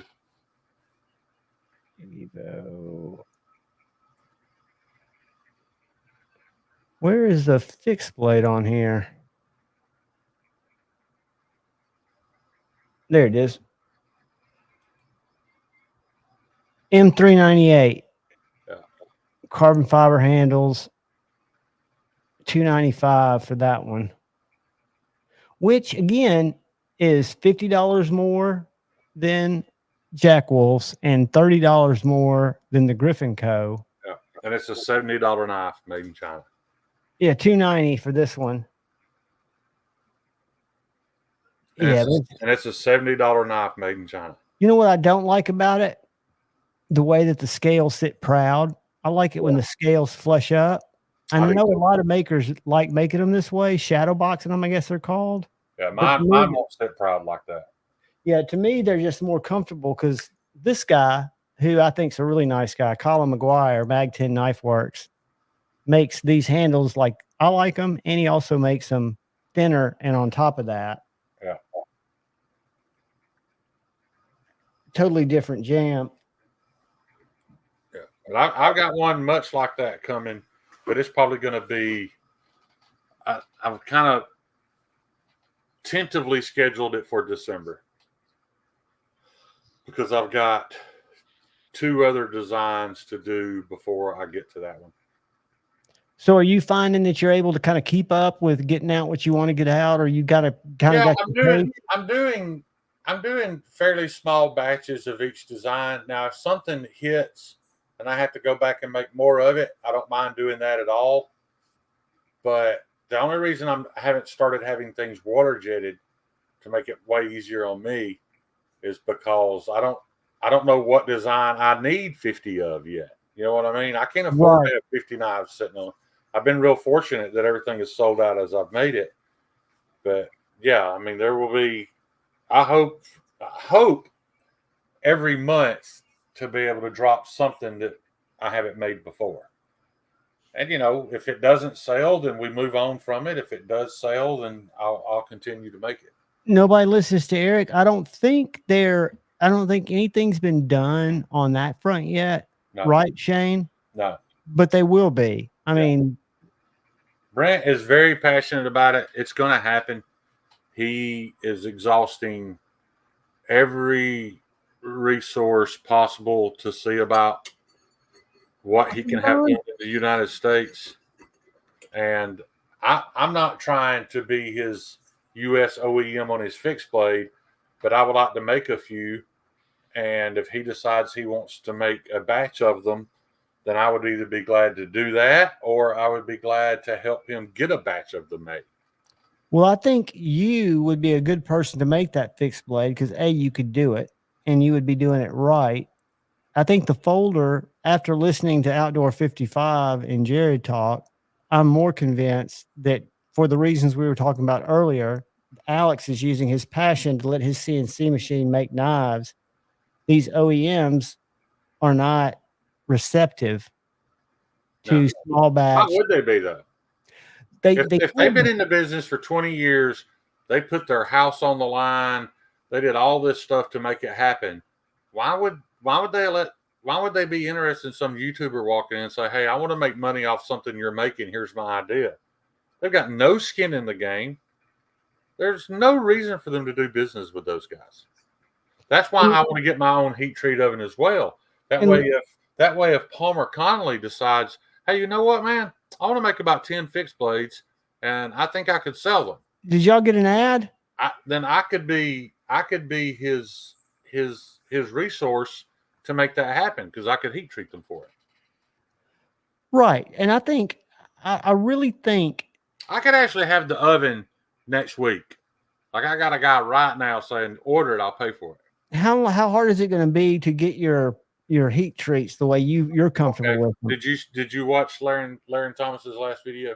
No. I see that stuff's all over my head. I think it's heat treating for dummies. It's pretty much an entire video on anybody can do a proper heat treat. Sorry, nobody listens to Eric. That's all YouTube. It's simply about following a recipe. Seems to happen almost close to 2 hours.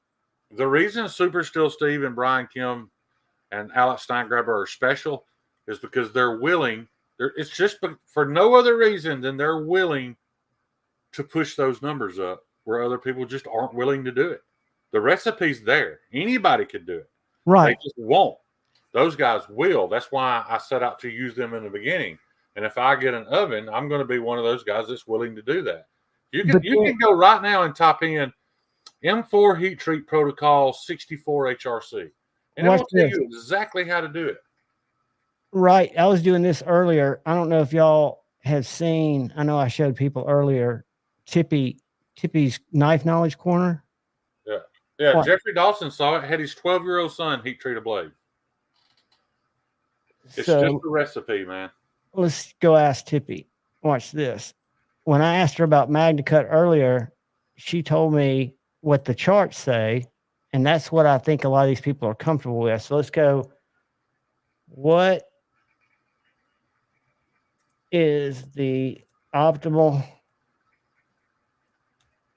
HRC for MagnaCut? For what? Steel. I'm gonna say for folding knives. No, it's not for folding. Is it for edge retention? Is it for corrosion resistance? What you tell me, and we're gonna see what edge retention. For edge retention. It's going to be different if you type in corrosion resistance. Let's see what it says. Let's see what Tippy comes up with. I thought Tippy was your cat. It is. This is a little AI created called Tippy's Knife Corner. That's awesome. Tippy's a badass. So you can type these things in and Tippy will answer you. For optimal edge retention, MagnaCut steel should be heat treated to achieve an HRC rating of 61 to 63. This range provides an ideal balance between hardness and toughness, allowing for excellent edge retention and resistance to wear and tear. However, some knife makers may prefer a slightly higher or lower HRC rating, depending on the intended use of the knife. Always research and consult with an experienced knife maker or metallurgist to determine the best HRC rating for your specific needs. Pretty fly. I like A1 too, buddy. I think that's a good answer from Tippy. Yeah, and I've already told you, if you buy a knife from me right now, anything I've sold up until this next batch, I'm finally about to make a hard use knife. If you buy a knife from me and try to hard use it, you're gonna break it. There's no doubt. Man, oh, yeah, I went as high on the spectrum as I could go. Let me ask without Space making Ghost. them dangerously brittle, and I ground them as thin as I could possibly get them. So they're not tough. They're not tough at all. Let's ask Tippy if China buys MagnaCut. Tippy's just searching for the top answer on that. China purchase MagnaCut steel. We know it's going to be no from the USA for knife making.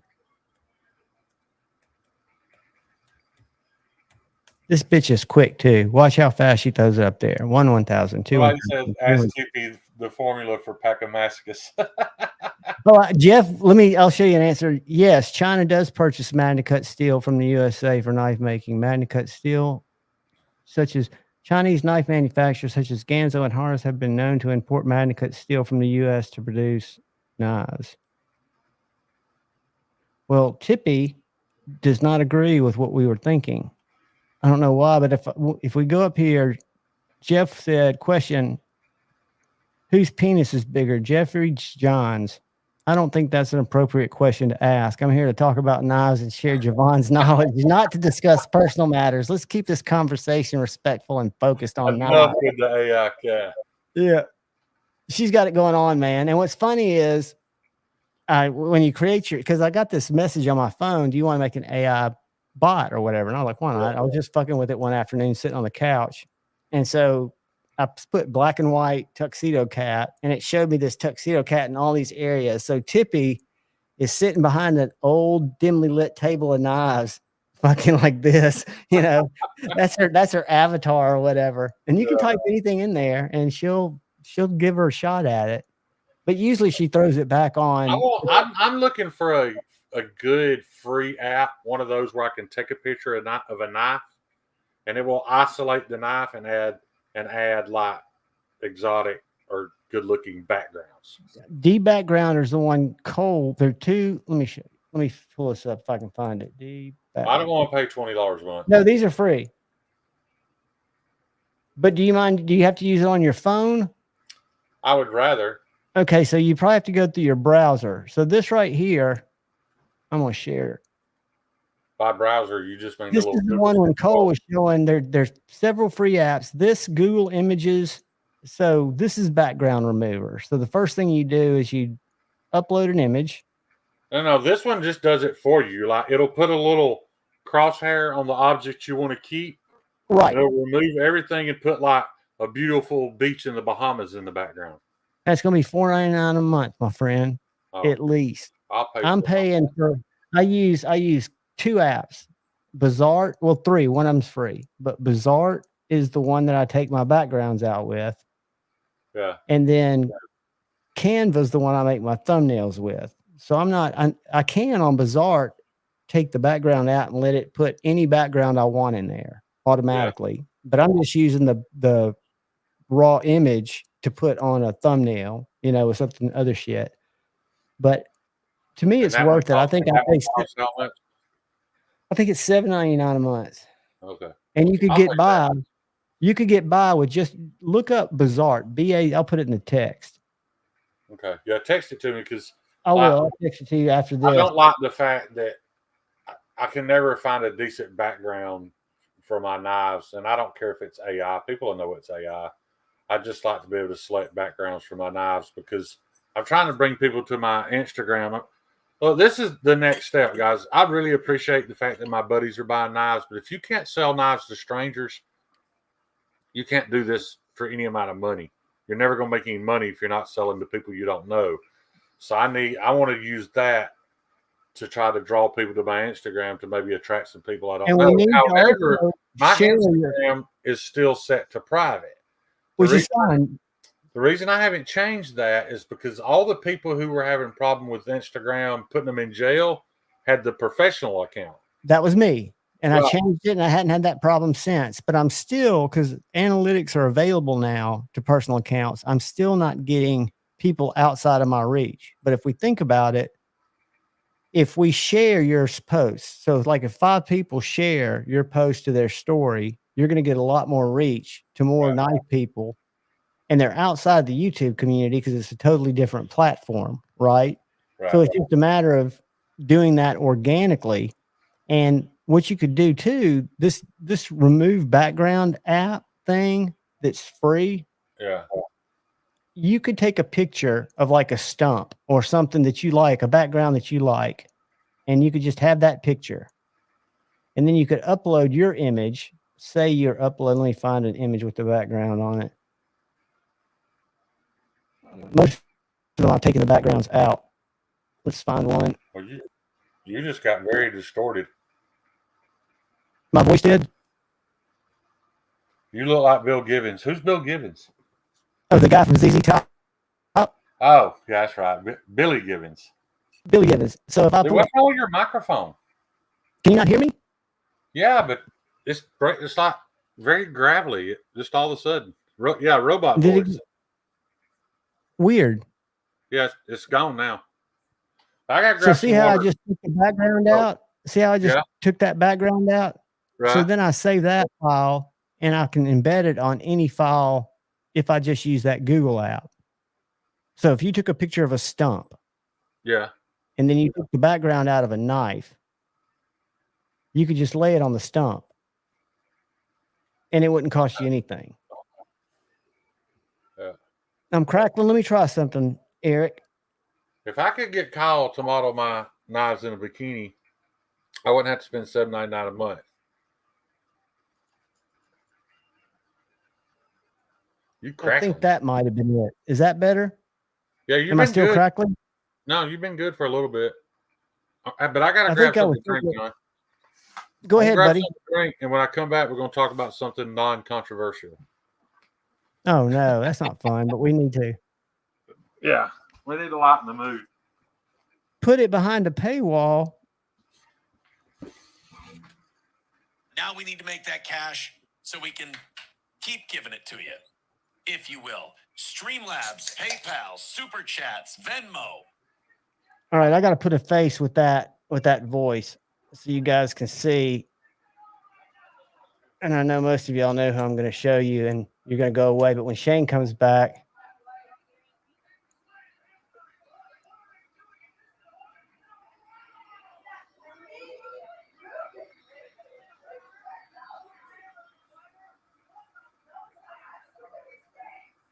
blame him. I don't blame him. Lab Glass with $10 says faker dono. All right, yeah, all your fake donations. Get all your fake donations in. 140 is the number today. We're getting closer. We can do this. We got 5 minutes left. And we got what we have. About 5 minutes left. And we got $140 to go. Let's not lose today. Let's get the win. and he makes Let's make sure we can hammer this thing out. Let's take it all the way home. He's the biggest. 140 away. Everybody's throwing in a couple of bucks. Let's get to the end. Trisha with $20. Okay, now we're getting close to getting under that.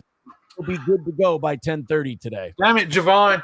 I'll leave you alone for 2 minutes and you go back to this shit. Turn it off. Well, I had to. I told him I turned it off.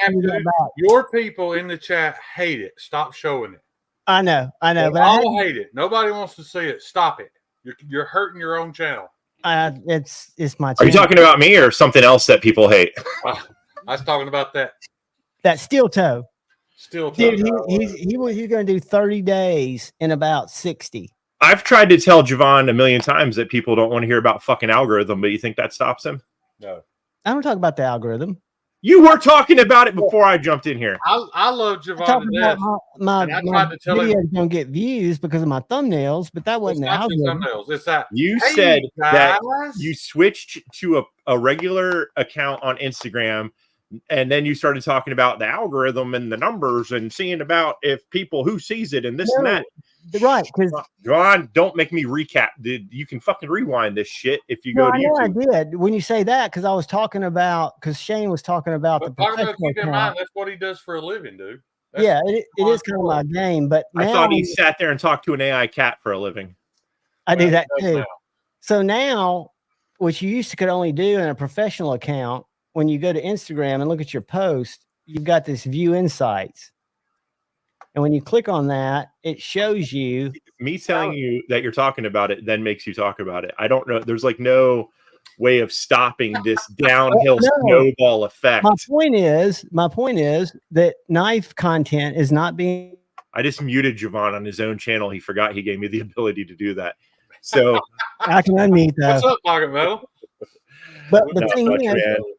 As soon as I turned on the channel, it was AI cat, then algorithm. It's like, I swear to God, it's like YouTube somehow in Javon's head, he's like, he's listening. the last hour always degrades. Dude, I just drank 50 milligrams of Delta 8 THC. This is a $13 can of goodness. And I'm like having to drink this coffee to keep my eyes up. I won't remember any of this tomorrow. It's like we live. It's like we are in a loop, but we keep coming back. I don't understand why we keep coming back. I'll go to no more steel toe. So how many times is Pocket Metal going to rage quit his own live stream? But we're still going to show up next week. We're mad about it. We're like, fuck that. I ain't going back in there no more. Yeah, Monday night, Hey, let me ask you a question. What's worse, me rage quitting or someone just talking about an algorithm for 3 hours every week? There's times I twice a week now. There's times At I least- wish Devon would rage quit. At least I know, like, hey, this is not fucking working. I'm fucking fuck this. I'm What out. I was trying to get at earlier, Javon, your greeting in your videos, I love you, brother. It does not sound authentic. It sounds. Tell me what you say. It sounds super Rehearsed. spam. Do I Online. say, hey guys? Do I say, Yeah. hey guys? Yeah, just lay the knife on. Look, here's not on your next video. Are you talking Lay about the his knife regular? on the desk. Put your finger on it and go. Let's talk about it and start talking about the knife. What is the other crap? I like it. You would rather the talk about steel the toe. algorithm. The steel toe guy. I don't think I've ever. I think we all agree with that. There's nothing worse than when he talks about the steel toe guy. And the steel toe guy is kind of a new kind of train wreck that I've been watching his life unravel. You bounce around from train wreck to train wreck. That is goddamn sure. Did you see Palmer's comment, John? Where is it? Let me see it. It's hilarious. I've watched a couple of Javon's videos. Javon, the thing that made I rage quit one of Javon's videos when I saw him talking about slip joints and just talking pure random shit out his ass, and I was like, "What the? I always say I'm not qualified to talk about them, and you'll notice I don't do many slip joint videos. I do. And I was like, "Oh my god!" It even says in my bio, I just talk about how knives make me feel. I know nothing about knives except that I like them. I buy different ones. I buy some now that I swore I'd never buy before. Slip joints. The only slip joint. Have you started carrying that damn thing yet? Worth owning. Are you carrying it? What? Have you started carrying it? Yeah, I carried my slip. I haven't taken it out and cut anything with it because it's dull. I was gonna say because that blade looks awfully brand fucking new. I haven't cut nothing with it. It's dull as hell. They don't come super sharp, but like, I mean, here's the thing. An apple. I mean, you know, it'll open a package. Yeah. If you're into that, you can cut apples and fruit sandwiches. I cut a stick. It'll do. You need to do for us. It'll do simple shit, but it's not going to win. Hey, this cuts 200 foot of rope contest. Right. But that's not its intended purpose. It's funny that Kyle says he knows a guy when Terry, he told me to never send any of these things to him. Hey, do you have that American Blade Works slippy handy? I do, but Terry made me this leather slip. Guys, this thing is paper thin, and it's Terry like Boondogg? Kydex. I love it. He made me that. He made me a slip in a wallet, and I wouldn't say either of them are paper thin. I have things that are thinner and like leather. One of the ones that I was Mine's got thick. from some dude, and it was floppy as Mine's shit. subtle. I would call Not a that fan. thick and subtle. I've got the ABW right here. And it's nasty. I use this knife every day. Do you like it? I mean, do you like Yes, carrying it? I love it. I love the blade shape. 3 fingers, but it lays in those 3 fingers so well, and it So, comes. see, you not being a slip joint guy, I was talking to Honey Bear about he bought one, and he was telling me the little this and that's about why like a person who's maybe a slip joint collector or something may not be a fan of it, about the way the back springs doesn't sit properly and shit. And yeah, I mean, I know, and not only that, but the action on it, Park Metal, when I first got it, was a little gritty. Like you could almost hear it. yeah, I mean, right here, right there, I can still feel it a little. But keep in mind, I have nerve damage in my hands, so having a little bit of tactile feedback helps me. Because if I wouldn't look at it, I wouldn't know if I was moving it or not if I couldn't feel that grit. A lot of times you can it's not just the oil best it. slip joint in the world. But hey, it's and from what I understand, that guy, he does his first knife, then he does revisions when he comes out to the next one. And Did you see the green one that I think Jeffrey Dawson has? Oh no, it was Honey Bear got a green one. Yeah, that's who I was talking to about it. That's anodized. Do you know how hard it is to anodize titanium that color? I have no clue. You can legit try, and sometimes with some titanium, it'll never turn that color. That is the only color that you're not guaranteed to be able to do. Gotcha. That's what impressive. blade steel did he use on that? Magna Cut. Magna Cut? I don't think he's going to be doing a whole lot more Magna Cut. He's had good luck with it, but I think I didn't know what the price was. It's only $150. That's an American-made knife for $150, as long as it doesn't like fall apart. With good materials. You guys want to hear a cool story about this really old Essie Avispa? Yeah, I gave this knife to a buddy of mine because I got too good for it. He's been carrying it every day for about 4 years. He's a machinist, so he's constantly scraping paint off of dies at the Honda plant with it.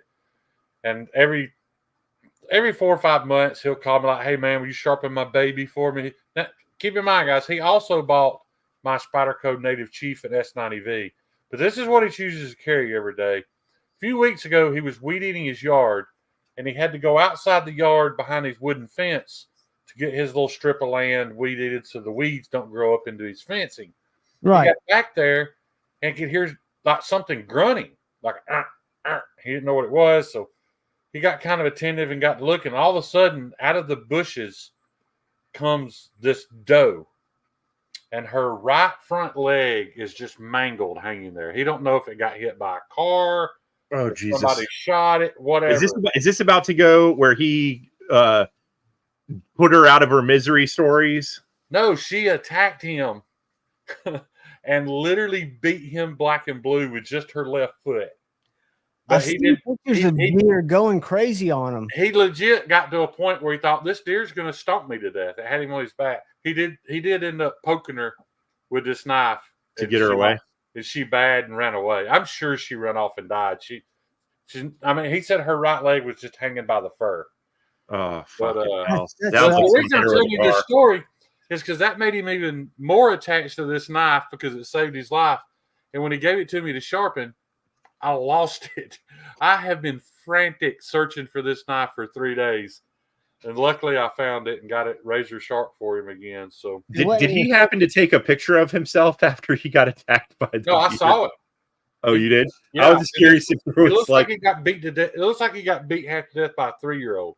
because all the bruises look like it was just. Oh yeah, they're little. Yeah, I mean, like I said, we have a lot of mama deer and their babies out here, and sometimes when another family gets too close, our main mama, we call Belle, she'll kick them, and you see them like it looks brutal. They get into their little turf war out in our front yard. Terry, maybe I spoke out of place because when I said that, I've never attempted it, but everybody that I know that does titanium work says that green is the hardest color to get right, to turn solid. How do I get the sound off? Damn it. I don't know. I will take a deer over a Joey any day. These things are, well, that's a play one. But I mean, these things are like, that's a real deal where that guy. That sucker's jacked. Well, it was killing his dog. It was choking his dog. You say that because you've never laid hands on a pissed off or a deer fighting for its life. They will beat you to death. Well, I know they will. Hold on a sec. Let's go back. Watch this. He's got the dog because they try to drown the dogs because the dogs. Look at his muscles though. It just out of curiosity, Pocket Metal. Had he been able to dispatch it and put it out of his misery, would that have offended you? Would that have been a bad thing? It's not that it would offend me. I was just going to turn the volume downside and have to listen to it. Okay. Yeah, I don't like. Last night we were driving home, and like right before the entrance of our neighborhood, someone had hit a baby deer. Kangaroos are one of the most. It's you know, I know it's something that happens, but people just drive like fucking lunatics in around our area, and you know, it could have possibly been one of the little ones that have come to visit us every day. I mean, when I say every day, a lot of these deer come like multiple times a day to our fucking, you know, I typically call Kyle. I typically call Kyle every time I leave the shop, and he can tell you every deer I see, I tell him about it, and multiple times I've had to stop. I don't want to get in an argument about deer hunting because I've done it. I no longer need to do it, so I don't. Yeah, I'm not. I still don't want to hit one with a car and kill it for no reason. Yeah, exactly. I'm very cautious in that neighborhood because it's literally every night I'm on the phone with Kyle, and so jacked. I have no problem with people hunting when they're feeding themselves, their family, whatever. I'm not a huge fan of people just killing shit because it's fun. Right. But, you know, I think that's ridiculous. I've been worried for the last week. I've not seen the possums or the raccoons, and I put some different food out there. And I saw last night both of them, the possums and the raccoons, but they just don't come around all the time. How did these guys get so jacked? So if you look at some of the grown-up ones, not those look like American ones, but some of them look like they have steroid muscles. American ones? Watch this in a second. They're about to show a couple like that one. See his muscles? And look, they'll show another one here in just a second. And I don't know how they would build their muscles like that. Look at that. You can maybe that's just a full-grown male or something. Yeah, some animals are just fucking ridiculously. And then in the animal kingdom, sometimes it's the females that get bigger and stronger. So who knows? Kick's what they say. Well, like if you're in Australia, that kick will get you because their hooves or their feet are real sharp. Yeah. Yeah. And they got, big, strong toenails and shit. You don't want to fuck with that. No, I've learned you don't want to mess with any animal, really. No, you don't. There's no need to. Check this dude out. How many grown men have you seen run from a red wasp? Look at this dude. Have you ever seen that video of that goat that headbutts that big Brahma bull and knocks it out cold? Does it just come running hilarious, though. Yeah. I'll tell you the video that I found. Just look at this. I mean, this guy's like that kangaroo weighs just as much, but he just got it down. He must be a jiu-jitsu guy.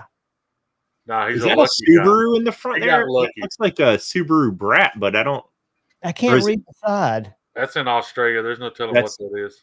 Oh, that's one of their cars that they only make over there. Yeah. It's probably a Ford. He's gotten it down and it's not. He must have it like in a submission hold. So Terry, What have you been Terry, I watching? guess the next question is, when can I send you this? I'll just send you this. Yeah, I'll just send you this with your knife, and we'll work it out from there. But I want this one green. What do I have cool on the table? No one knows. Guys, this is a really, and I have no affiliation with Civivi except for an affiliate link. You don't have to use it. I will admit that's a pretty cool looking Civivi. It's a, I mean, for 53 It's small bucks. though, isn't it? Well, have you ever held a Jaeger? Yes. Okay. And I sent. Talking about I'm making Terry this in a fixed blade. Right on. There, I saw him ask about that. There is a company, a guy. They're impossible to get, and they're rather expensive. That makes nice looking ones. It's a little smaller, but the handle is going to be just as big, pocket metal. And I know my fingers are kind of blocking it. Me and Patina follow the dude. I can't remember what his name is. Patina, what's that guy that makes the? I think it's called like a Cree copper or some shit like that. I forget his name. Anyways, he makes some beautiful looking fixed blades, and some slip joints. The slip joints are like $500. The fucking fixed blades are around $3 something, I think. But I mean, they look absolutely amazing. I've got a slip coming for this one. Miss Iggy wanted to make me one, and I am absolutely honored that she's doing so. So I'll have a slip for both my. Yeah, Iggy hasn't. I've asked her a few times when she was going to start making stuff again. She made that coffin slip. I sent her the like diagram and the art for the skull, and she did such an amazing job on that. That's a killer slip. I love that so much. Iggy's one of the most beautiful human beings I've ever met. Let me see here. I think I have it in this. She is truly impressive. Yeah, she was the funny way I met her. That when I guess it was 2022, maybe 2023. We were at Blade Show. We were in the pit, and everybody went to the Kaiser dinner. And I was exhausted. It was like Saturday night, so I said, "I'm just going to wait here in the pit." And I was sitting there, and I met a guy and his girlfriend who were selling some fixed blades that were kind of tactical, almost like ninja style. They were nice people though. And then met somebody else. And then the next thing I know, I wake up. I fell asleep in the fucking chair right next to that couple and these other people I was talking to. And I'd been out for like 45 minutes. And Mimo was right beside me. And I talked to her for a second. But you know how when you wake up and you're kind of like, we all aren't narcoleptics like I am. So I woke up and I was kind of dozing, you know. I was like, what? So I don't know if Iggy's open for business, but I'm sure 1931 Leatherworks right there hook you right up with a slip. And he may have mine here pretty soon to model it after. So get with him. Yeah, these two are the ones that I got from Iggy, and it was like right before I think she's doing nursing or something in the medical field now, and she was, I don't know if she was going to school or she's a rep for heart caths. She has to be in the room when they're installing the heart catheter. I don't think she actually does anything. Oh, to make sure that they're doing it properly or something like that. She probably the wrong way, but she has to be in the room when they're doing the heart cath. Yeah, she's in the biomedical engineering field. That's kind of what my brother does. Except my brother works for a company out of Israel when he graduated from Duke, and they make a machine that drives a little optic through the heart to find blockage. So when they have a heart surgery, there are two of those machines in Birmingham. So he actually is in the room driving. He was probably in the room when they did mine. Driving the little stent through people's hearts while they're doing the repair. He may have been in the room when they did mine then. And he's not an MD. He's just a biomedical engineer who runs the equipment for the doctors. I've had one done at UAB, and I've had one done, and I've had one done at the VA, which is still UAB employees. Yeah. He's 5 years younger than me and never once made a B. Who did you say you were sitting next to? Because you said Mimo. No, I didn't mean Mimo. I meant Iggy. Iggy. That was my high ADHD. I really like the finish that Terry put on this. The way that the coloration on it is. Yeah, it looks antique. Nice. Yeah, and he made me a matching wallet. It's beautiful. That's my favorite color of leather. This one is not. Anytime I show it, it was a Freudian slip, Dr. Drew, dude. It looks solid black, but in the light I can see some tints, some reddish tints, and with that red stitch, man, it's beautiful. This camera's not doing it any justice. I Yeah. try to switch my folder every day, but for some reason I carry my same slip joint. And I'll give you another sneak peek of this folder I can't show till October. Let's see if that helps. And check this out, Pocket Metal. I'm not supposed to show this either. This is going to be an Amazon exclusive. Can you see the Yeah. Oh yeah. Frankenstein? Gosh, Is that stamped in there? yeah. Who was Yeah. the band you were playing last week? Live show, doom metal or heart? So the one doom metal band I can remember was Monolord, for sure. I don't remember who else. I was thinking about doing something like that again, where because I'm not monetized. I never will be, and it's not like I'm upset about that. It gives me a lot of liberties other people worry about. So such as me playing music and talking about music shit when I get And guys, copyright things. If y'all follow me but who on cares? Rumble, we can do Rumble only streams and we can play copyrighted music. I know it's not fair to the people who copyright the music, but Rumble doesn't police you for doing stuff like that. That's our Rumble right now. It's not like you're profiting because their music's playing in the background. That's stupid. No, it's just they want their piece of it, right? A piece of what? Of whatever they can A get. lot of times it just auto happens anyways. Yeah. And so who knows what the deal is? I don't care. Oh yeah, Old Man Gloom. I was playing. That's not, well. I got demonetized because of sharing Jam Wayne's videos. I've got permission from Jam Wayne to use his music in anything, but YouTube still struck me for it. So, He was like, dude, I don't know anything about it. Like, he's like, I'll "They tell don't you how that contact me." works. The owner of the copyright can either give what's called a soft strike, which is what I get a lot, which is just a takedown I'm request. saying, So they I haven't get- even contacted him.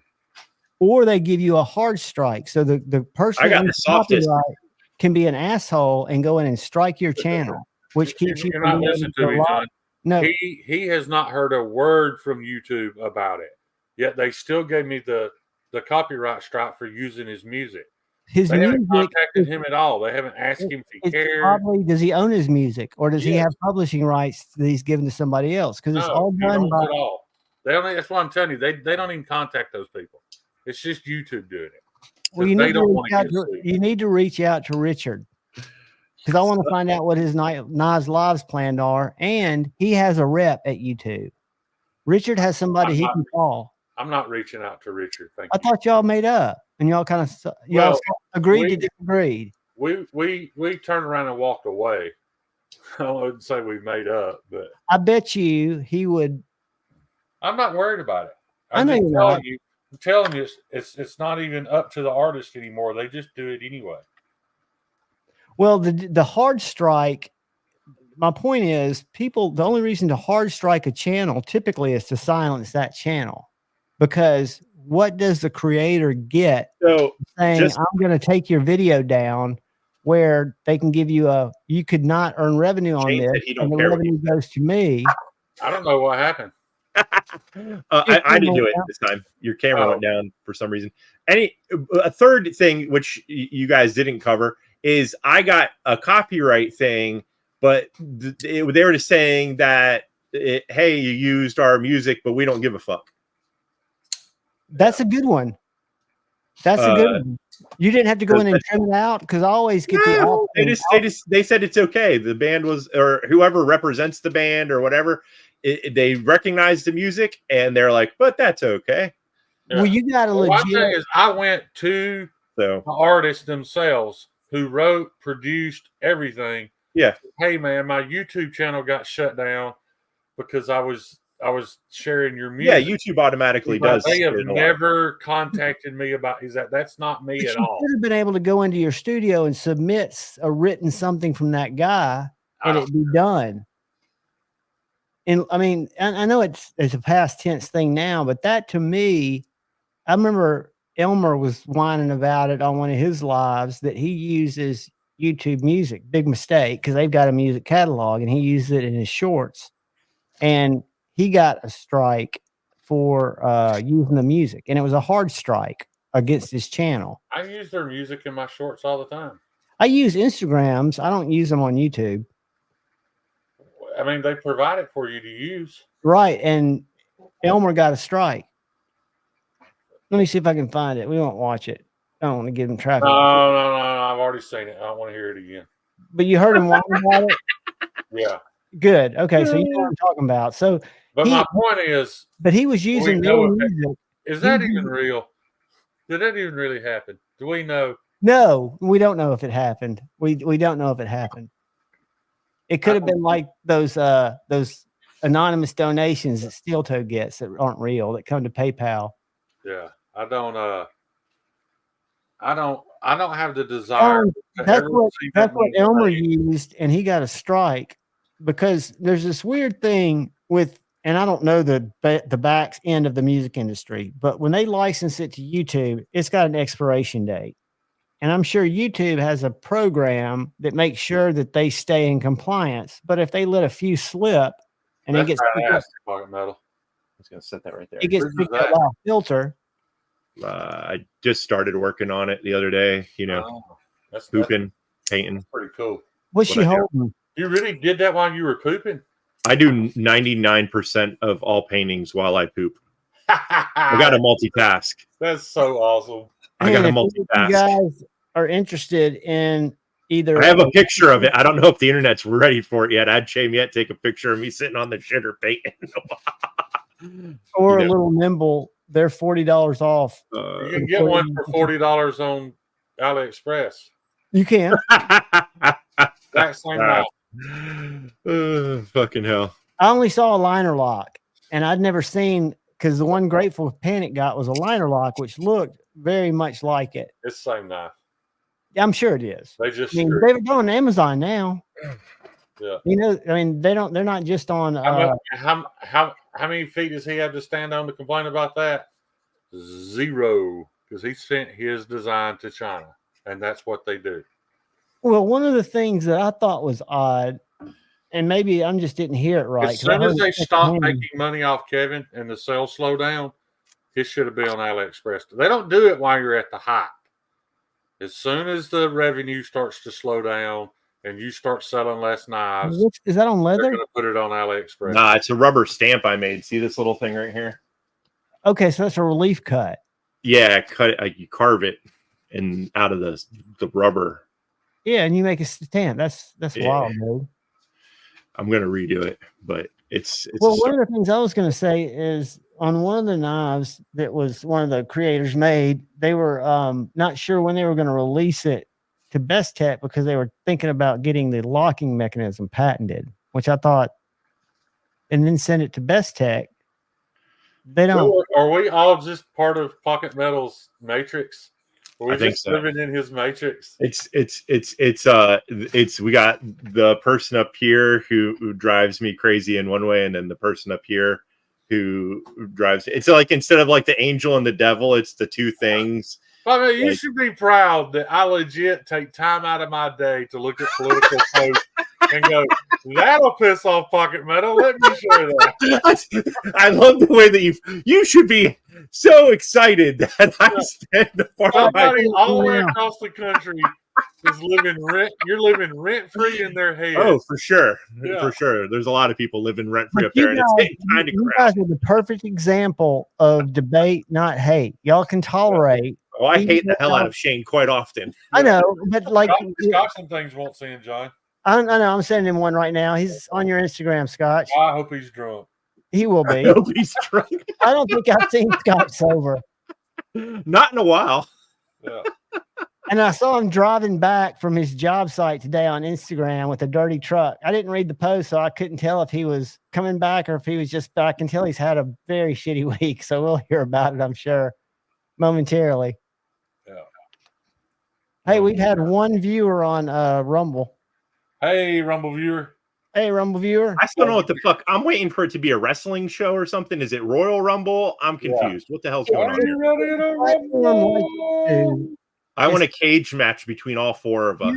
You know what Kick Old, is, right? decrepit, broken down.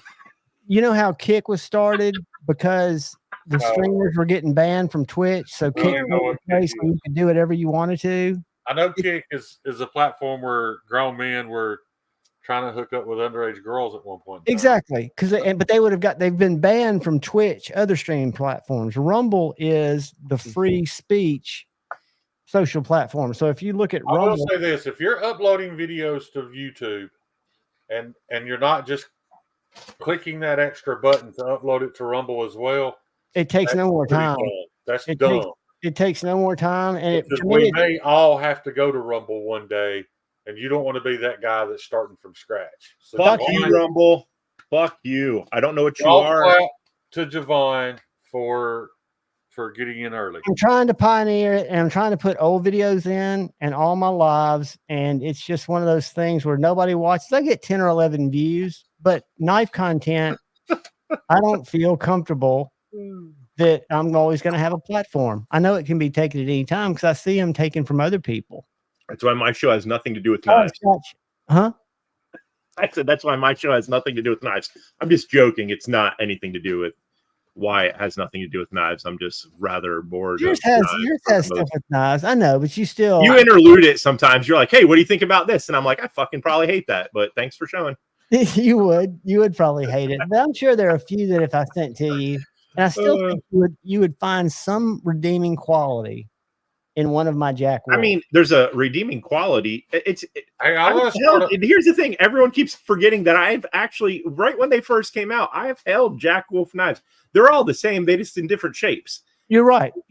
So I know the build quality. I know everything. I think it's overpriced. My personal opinion. That's it.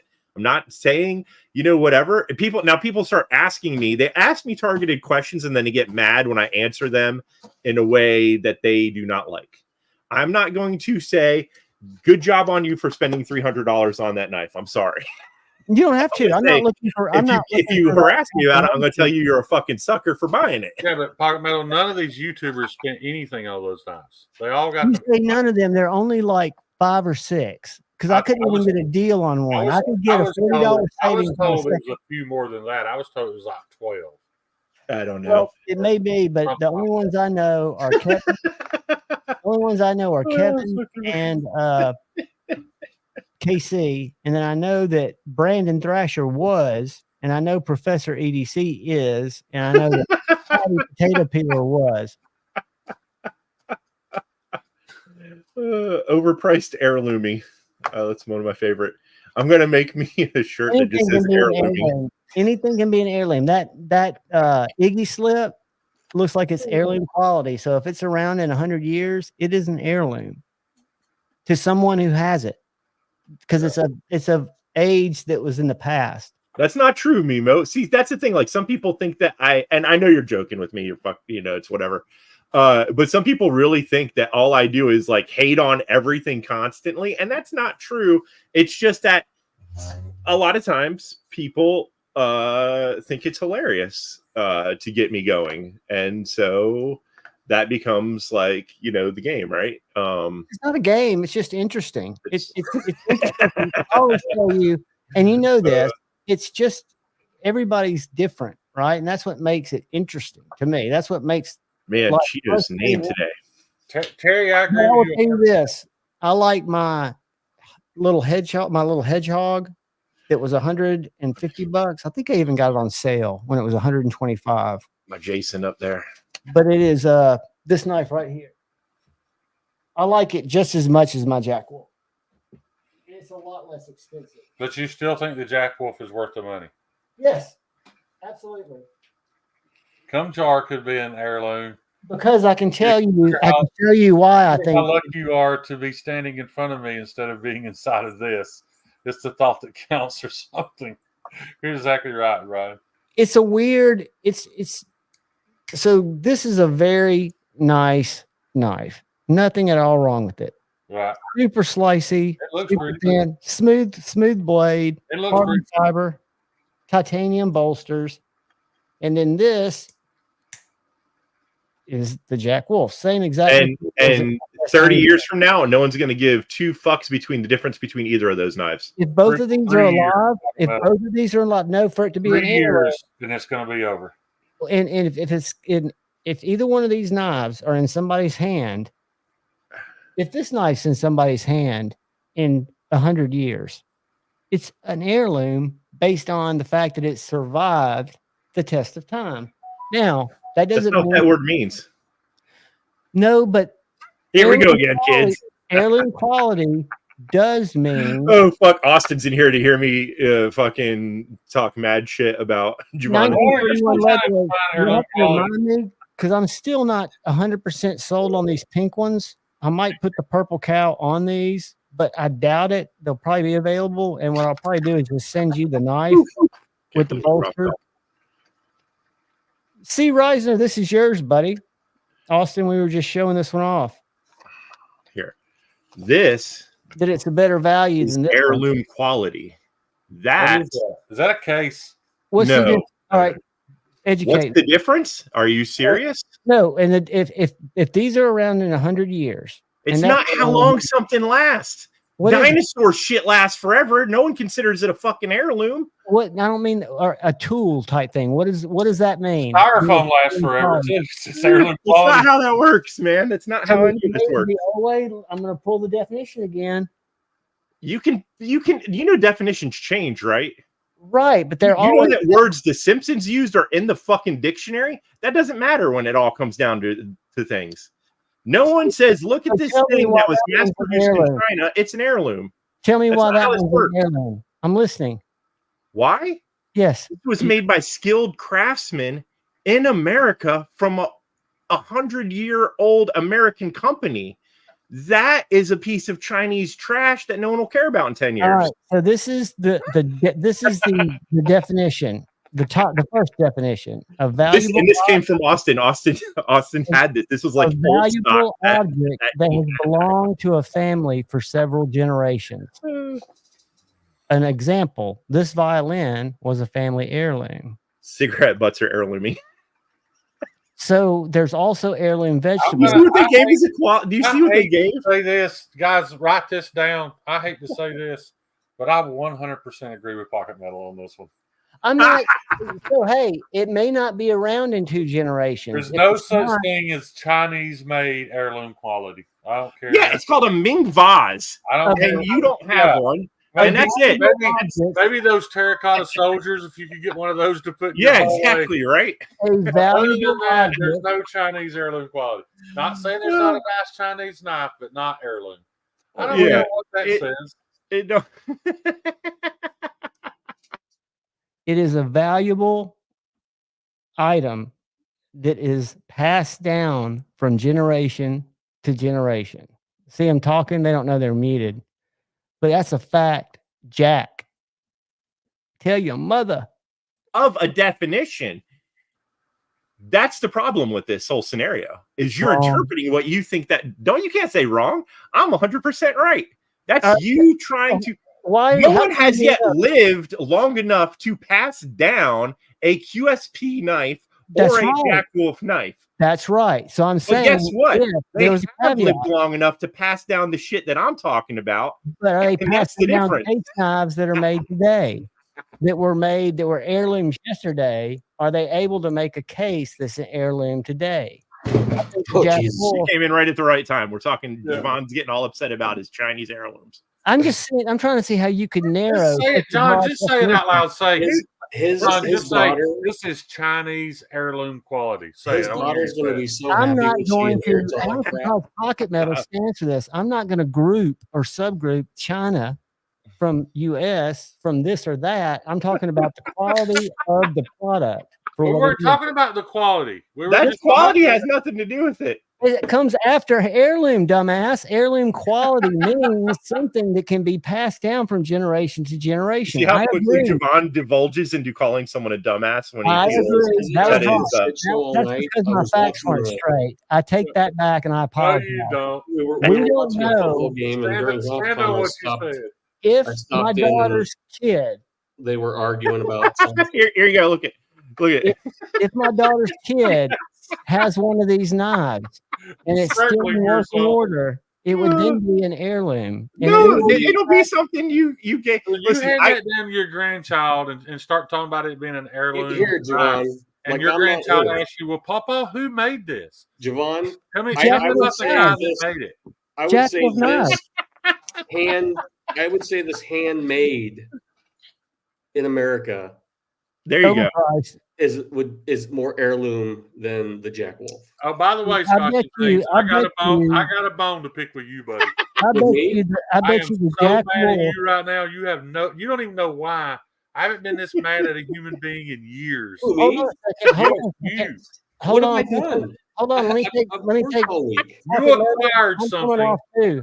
Hold You on. acquired something that I wanted badly, and I found out that you ended up with it, and I am so mad about it. What, this? You don't have it yet.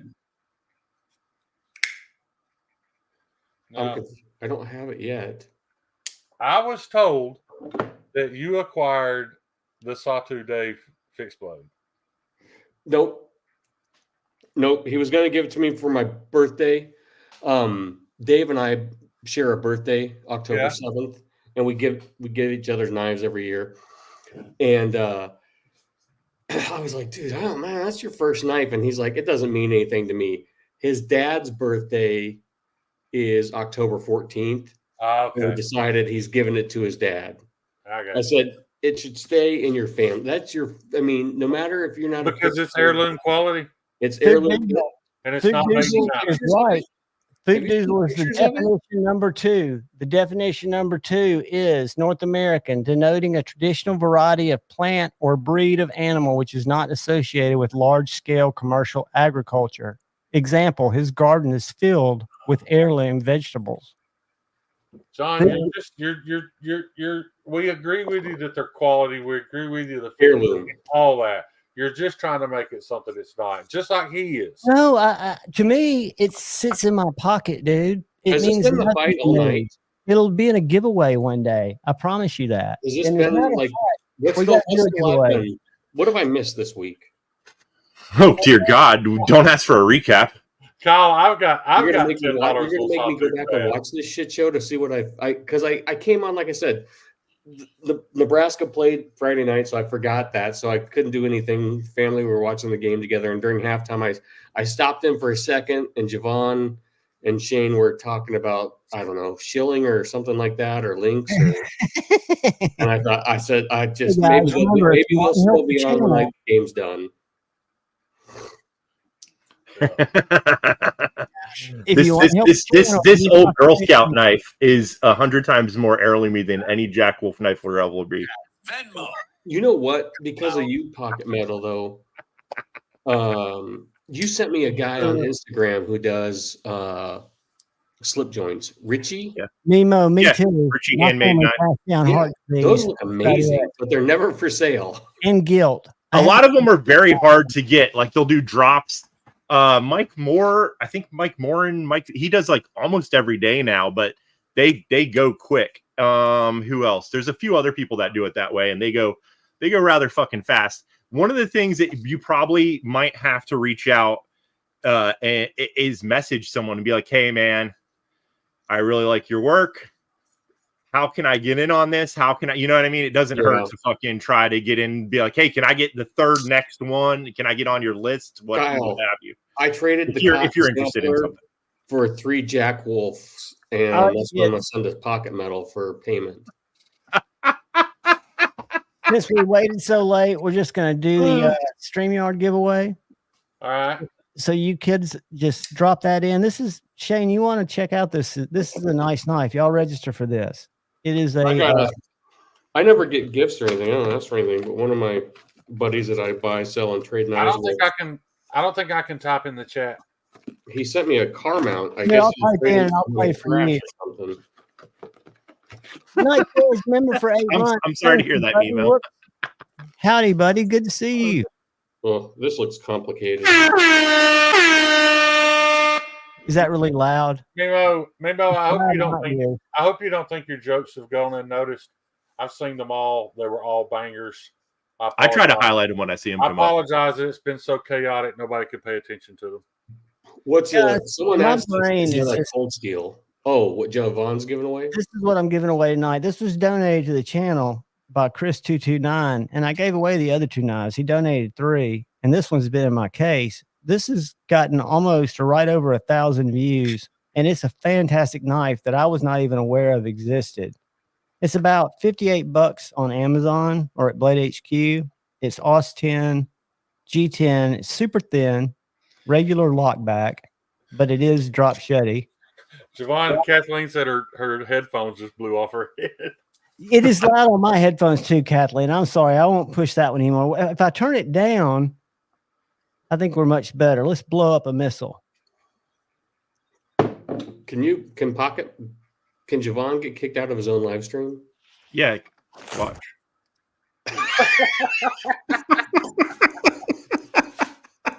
I'll bring him back in. I was just showing that it could happen. It wasn't like I was. It was just a question. It was just a question. I just answered it. I'm going to hide him up here behind his own logo. So that Pocket way. metal. That's where I deserve to be. Look, there's one. There's an heirloom donation. Neil McKenzie, thank you, brother. I appreciate you, dude. Now you got to pass it down to your daughter. That was much less, wasn't it? Kathleen, I hope that wasn't as loud. I turned it way down. Kyle has a very good point. Okay, I got to put in Chris 229 for edgy. Hold on. Chris. Oh my God. I wish I could. I'm going to sneak into Javon's house one day and to steal that board. Mimo, the Knight's Edge is trying to compete, dude. Look at the Knight's Edge's joke. Dude, this is the greatest. Rewire it so every time he touches a button, it shocks himself, and then it's going to be like the greatest little board. Therapy. And if any of y'all are looking for a really good, like one channel board, I've got a Rode A1, which is this is the Rode Duocaster that has the soundboards, which I don't need, and it's got multiple channels. I didn't really need that either. But I've learned about Pocket Metal. What's that, man? I've learned that I've heard several people say that THC is good for ADHD. And tonight I've learned that that's bullshit. It hasn't slowed Javon down at all. Not even. No, I'll tell you, he probably had 12 Starbucks before that. Is the problem? No, they're like battling each other out. I sipped. This is my second Starbucks, and I will tell you, I should have been more careful with that. Guys, I don't know. I don't have a sponsorship. I am glad that my fixed blade won't have to sit in your collection and compete with Dave's, though. I'm pretty happy about that shit. Oh, I was kind of like, what? I'm not a fixed blade guy. What am I going to do with all these fixed blades? Because full size fixed blade. You may never even get yours from me. I may just travel all over the country showing it. Yeah, that's fine. We've got 40 entries and we've got 69 people in here. Maybe 29 people don't want a cold steel knife. I'm going to give them. This is a nice cold steel knife, guys. I'm going to give them. Steve, at least you're not getting this. This was the very first knife I ever made. Caffeine makes me tired too. Ugly. Before I was ever diagnosed, when I was still in active addiction, I could drink Red Bull right up to bed. I was drinking 4 or 5 Red Bulls a day. No problem. It never made me jittery. Now I could drink 2 cups of coffee and the back of the hair on my neck would stand up. It felt like I took a bunch of allergy meds. Caffeine affects me worse. That was wrong. But these have very low amounts of caffeine. I almost want Transparent Knives to win this just to see what he does with it. I'm just curious as to what Brian would do with an AUS 10 cold steel. This 40-year anniversary Soundwave is more heirloomy than a Jack Wolf knife. It is. Hey, I had the original when I was a child. I will say though, when I started the argument in Lefty's Live the other night, which I just asked a simple question. The only person in that entire chat that had an intelligent response was Brian Kim. And if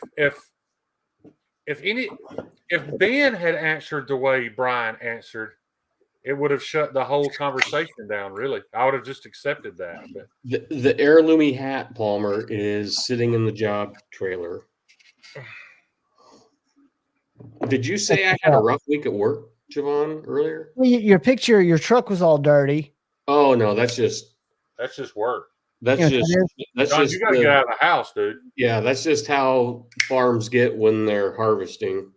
I do need to get out of the house more. That shit is Steve, you ever get in a farm truck and wonder how there's always cow shit on the roof of the truck? Like inside. There's always cow shit on the headliner. How do they get cow shit on the headliner? I don't know, but the mice live in everything. Like this I'm farmer. let me put it back up here. Let me share it again.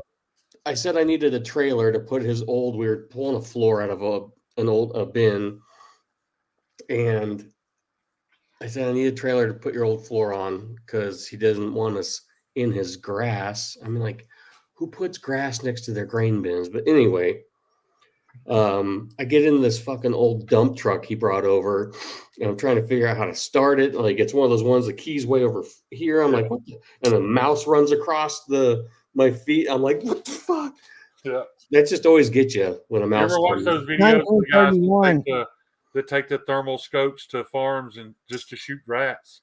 Oh, you wouldn't believe. They'll kill hundreds of them at night.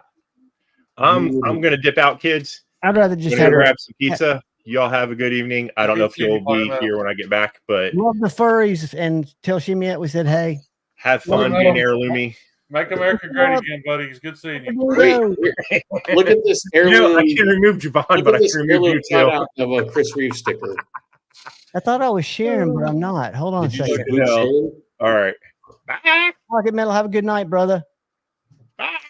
Yeah, well, work was decent. Just come in, drop hashtag Chris229 in the chat if you haven't yet, and you'll be entered for this bad boy right here.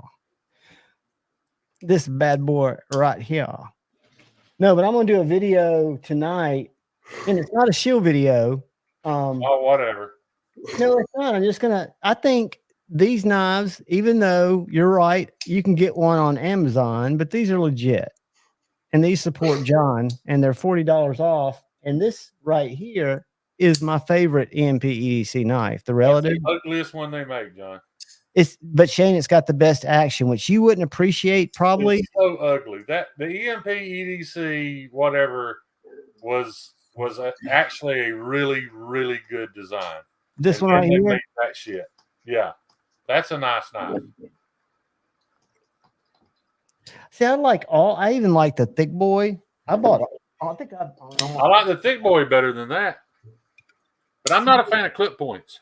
See, I love this is the regular size nimble T. Thick boy. That's a thick boy. Yeah, that is a real thick boy. See, I don't have is that the one Dave carried, or did you buy your own? No, this one Dave is a bad influence. So he carried this. He got it at Blade Show, Miller Brothers T1, super hard to get. And he sent it to me. And he just bought those Harleys, and he's like, dude, I'm sick of this fucking knife. Keep it for however long you want. And then he goes, honestly, if you like it, I'm going to sell it to you because I'm sick of it and I need money for my motorcycle. I'm like, sweet, because I've been chasing them. I mean, they are hard to get. They go to shows a lot. They put them online and they're gone in seconds. And then I'll tell the rest of the story later this week. All right. I don't envy many people's knife collection, Steve, but yours is by far my favorite knife collection. Well, thank you. You've got some super nice stuff. You got a collection of the coolest shit. My heater is made by Best. Stevie, get in on it. Todd Heater. It's a cold steel down south in somewhere that was donated. Probably drive to wherever Palmer is and beat him with the skull crusher for saying that. Cool dude. This was a cool experience.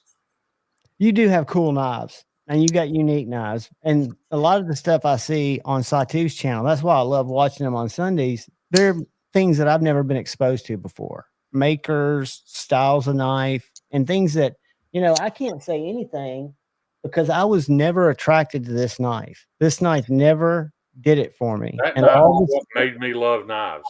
You know what made me love this knife? I won't say the name of it. Is what made me move on from shit like this. I was like, oh, there are levels to this game. And literally every knife I make, there is something about it that Mick Strider inspired. And this is, I know this brings out a lot of mixed feelings, but this is Dark Gravity didn't convince me, but was offered this up for trade. This was my first tender, this little 3.0 Skinner.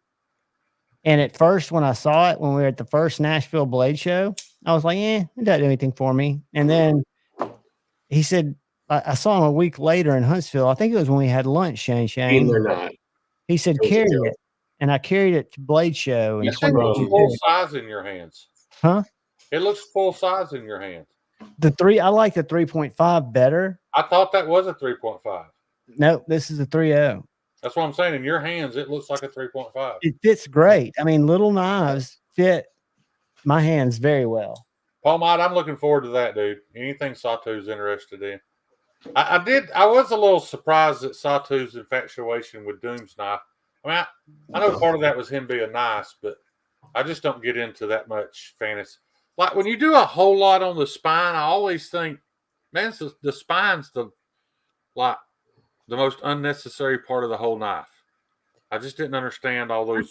I think Sawtooth appreciates the machining and the artistic, and the fact that it's a big knife.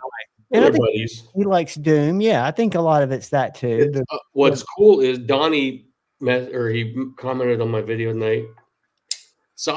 Dave's been after him to make a bruiser version, as he calls it, of the Ripley.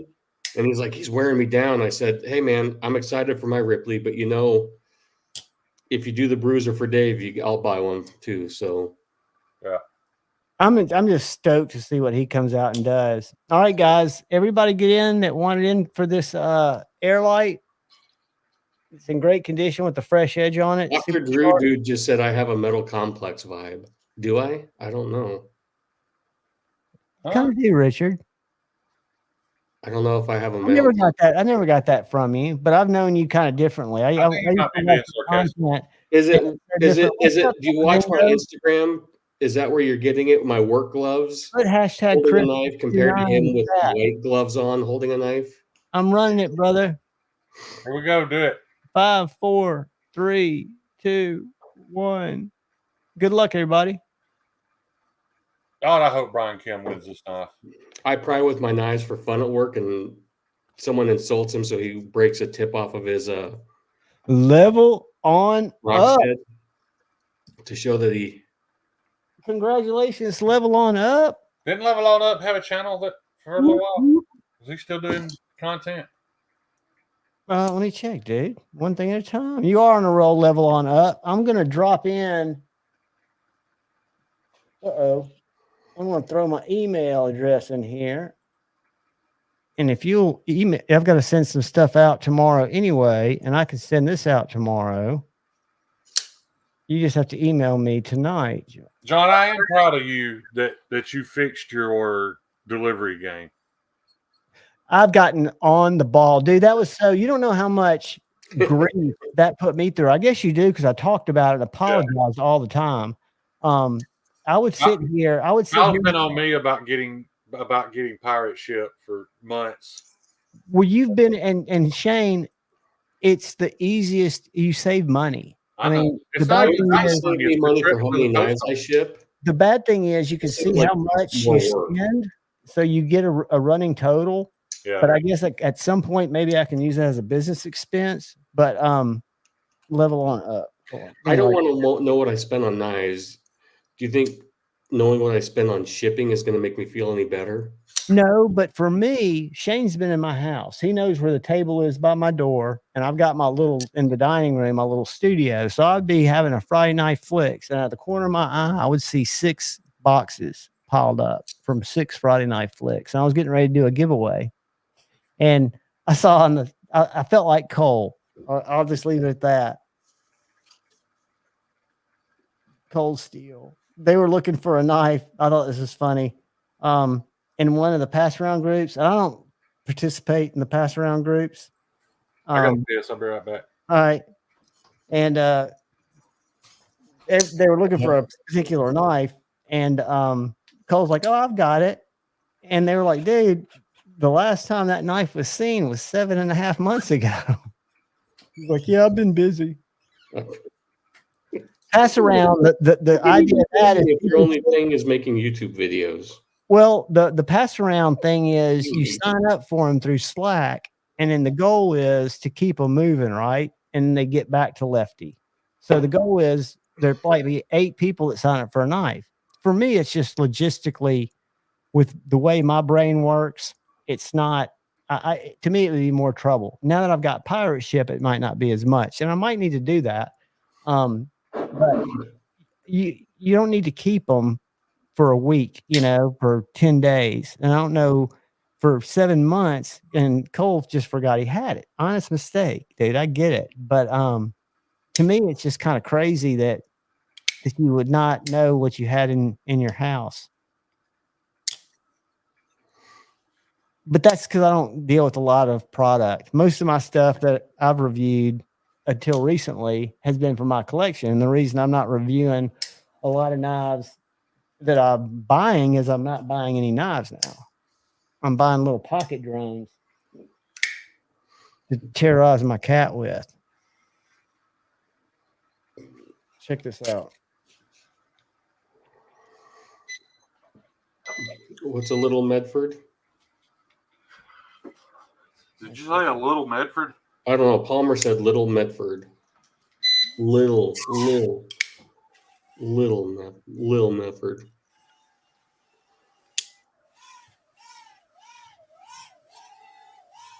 Oh Jesus! You got a drone to play with now?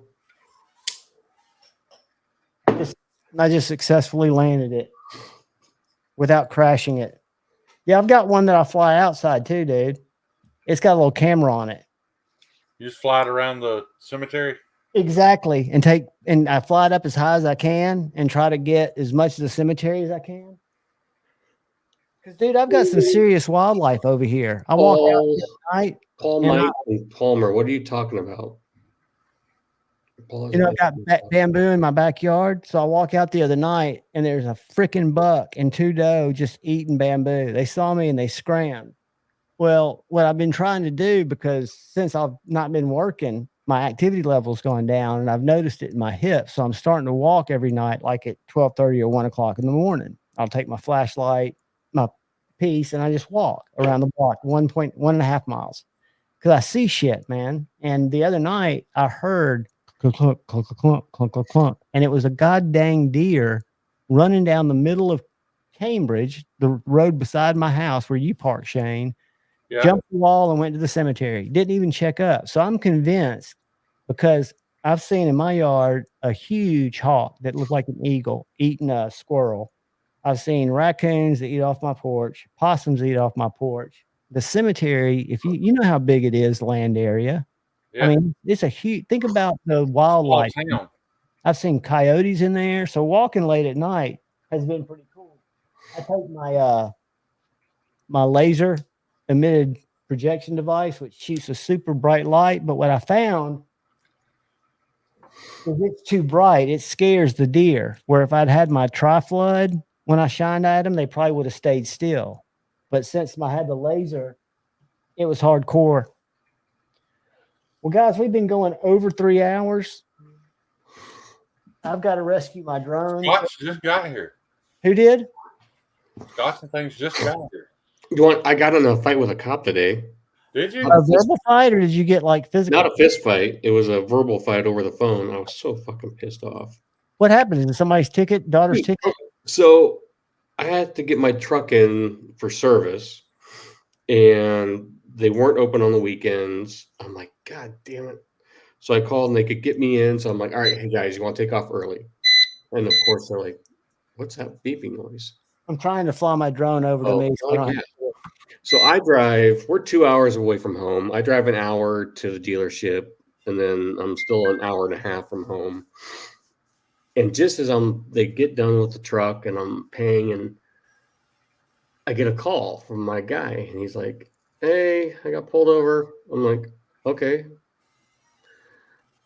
What for? Nothing. I'm like, he doesn't have a license. He doesn't have a U.S. license. He has a Mexican license. And he's pulled over by the small town city cop. I'm like, Jesus Christ. Oh, no. I'm like, So I'm like, let me talk to him. So I'm talking to the cop, and he's just like, he doesn't have a license. I'm like, no shit. So what? He's got a Mexican license. That's fine. That works in America. And then we go on, and he's just like, I can't let him take this truck. It's got to stay right here. He doesn't have a license. I'm like, when I sat there, I said, are you fucking kidding me? On the phone, I'm like, are you fucking kidding me? I said, our town is 10,000 people. I bet you 2,000 are Hispanic. And I bet you 1,800. 100 of them have a license. And I was just like, what the fuck ever. I'll be there in a half hour. Jesus Christ. So they're He's telling just you the being a law is he just being a dick, or is the law written where that's not a valid license? I think in the U.S., if you have a Canadian or someone or a Mexican, like anyway, I would think it'd be he legit. can insure his own vehicles. He's insured on my truck. My insurance company didn't fucking care. Yeah, so that would lead that it's an asshole cop move. I mean, Yeah, if your insurance, it that was was. where I was But going. here's the thing: like, why did he get pulled? What'd you pull him over for? Probably profile. Well, are you writing him a ticket? Well, yeah, for not having a license. Why did you pull him over? What was your probable cause? Yeah, it's just the hoop, and I'm just like, Pocket Metal's not here, so I don't want to make his brain fry. But, and here's the thing: they're legal. They have. I've talked about this before with you guys, like green cards, all this shit, and they have the hoops that they have to fucking jump through, especially just with all the Springfield stuff going on.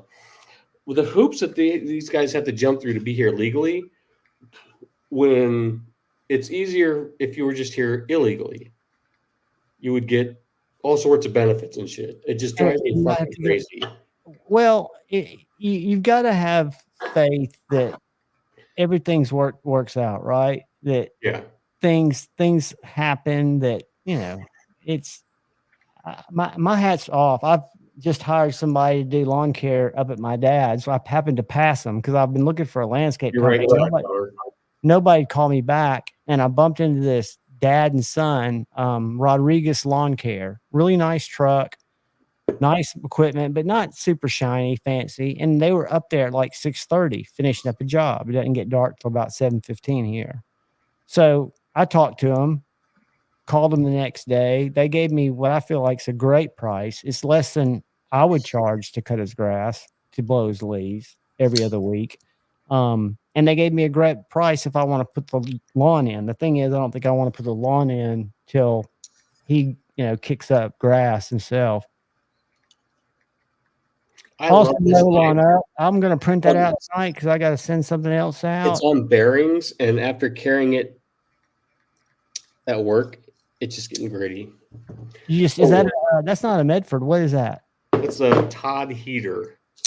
Easy to take apart, or you need a special tool? Oh yeah, easy to take apart.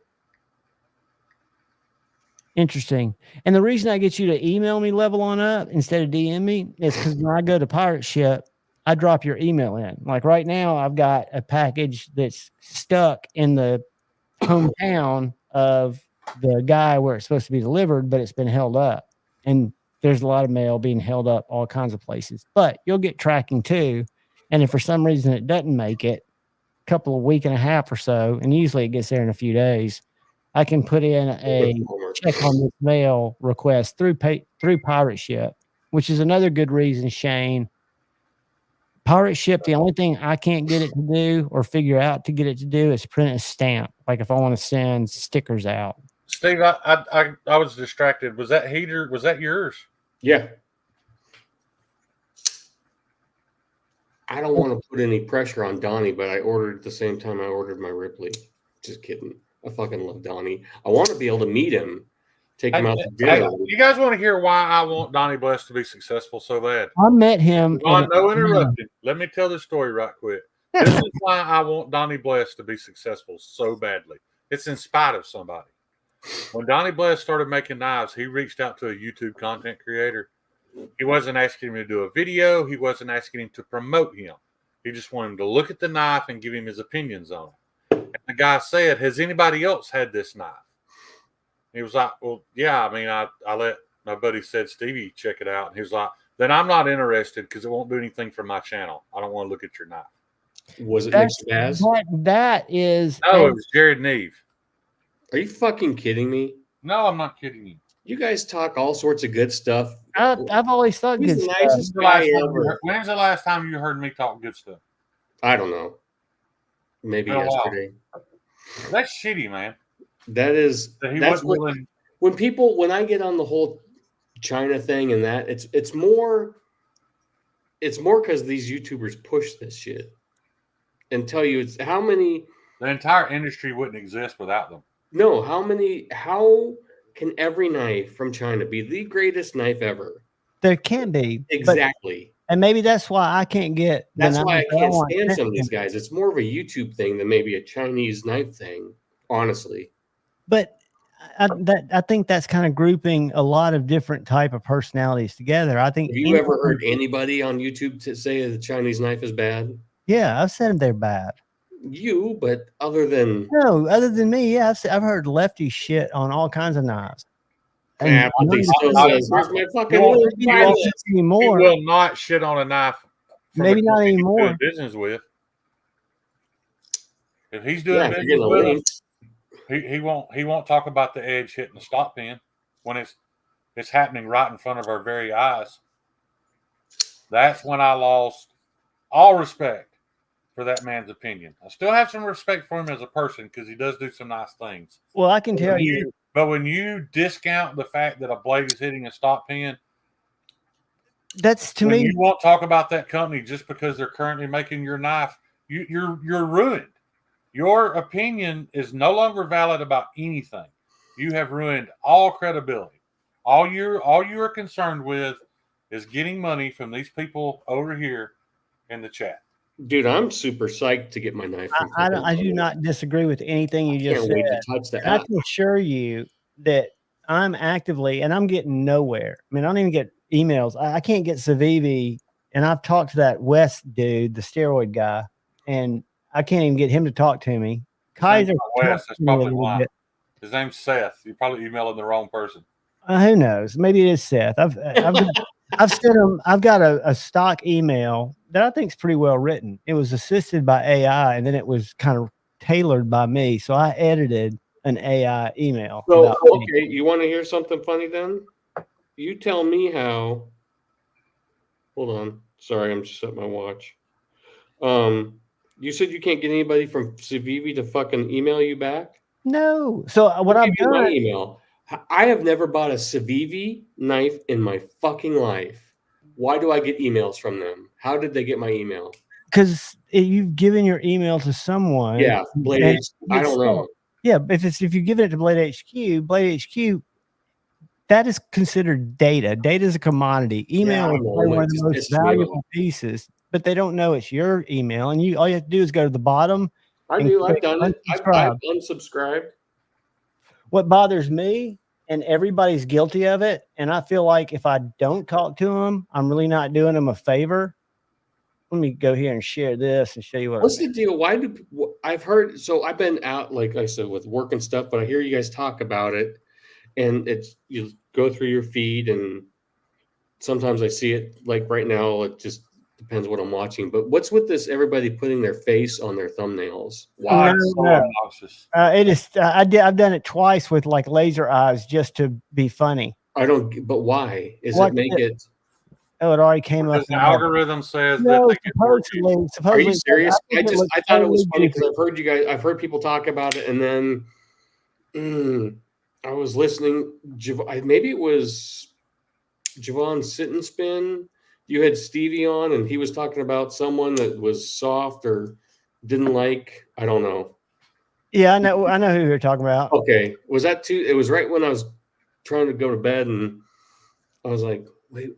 Yeah, they do drama. I want to listen to it, and then I fell asleep. So and I'll be honest. What I started doing. Let me find it. Where were you and Donnie at Sunday night? Huh? Chain. You didn't go Sunday? Oh no, and The bad thing is I don't know if I'm going to be able to go this Sunday. What is the date? I've got a birthday party to go to. I might be back in time. Yeah, it's on the 22nd. I'm dying. Like, I know I give Donnie shit because he's trying to get a bunch, and I was ready for Blade Show West. I said, "Oh, dude, don't worry about mine. Then get your shit ready to go. Show people." Dave, I've got a show in 2 weeks. You know how much inventory I have right now? 0. 5 0. 0. Are you taking? Is that the SOE one? Huh? Yes. Is that the SOE one? Yeah. I'm If taking your someone knife. so that knife, I'm gonna have some done before I leave, but if someone wants to buy mine, sell it to them. all right. I like those scales though, man. Those scales are badass. But Yeah. they can be bought again. Can y'all see that? That's a YouTube studio tool. Yeah. And I got to go in there. This is a video that's going live tomorrow. I don't think I can click it and make it bigger. Yeah, you guys were talking about that. Like, it tells you what thumbnails, dude. Yeah, you can run like YouTube up to 3 different thumbnails. Well, what's interesting half is the time it's my face. interesting. I do my I face do with my faces, accent.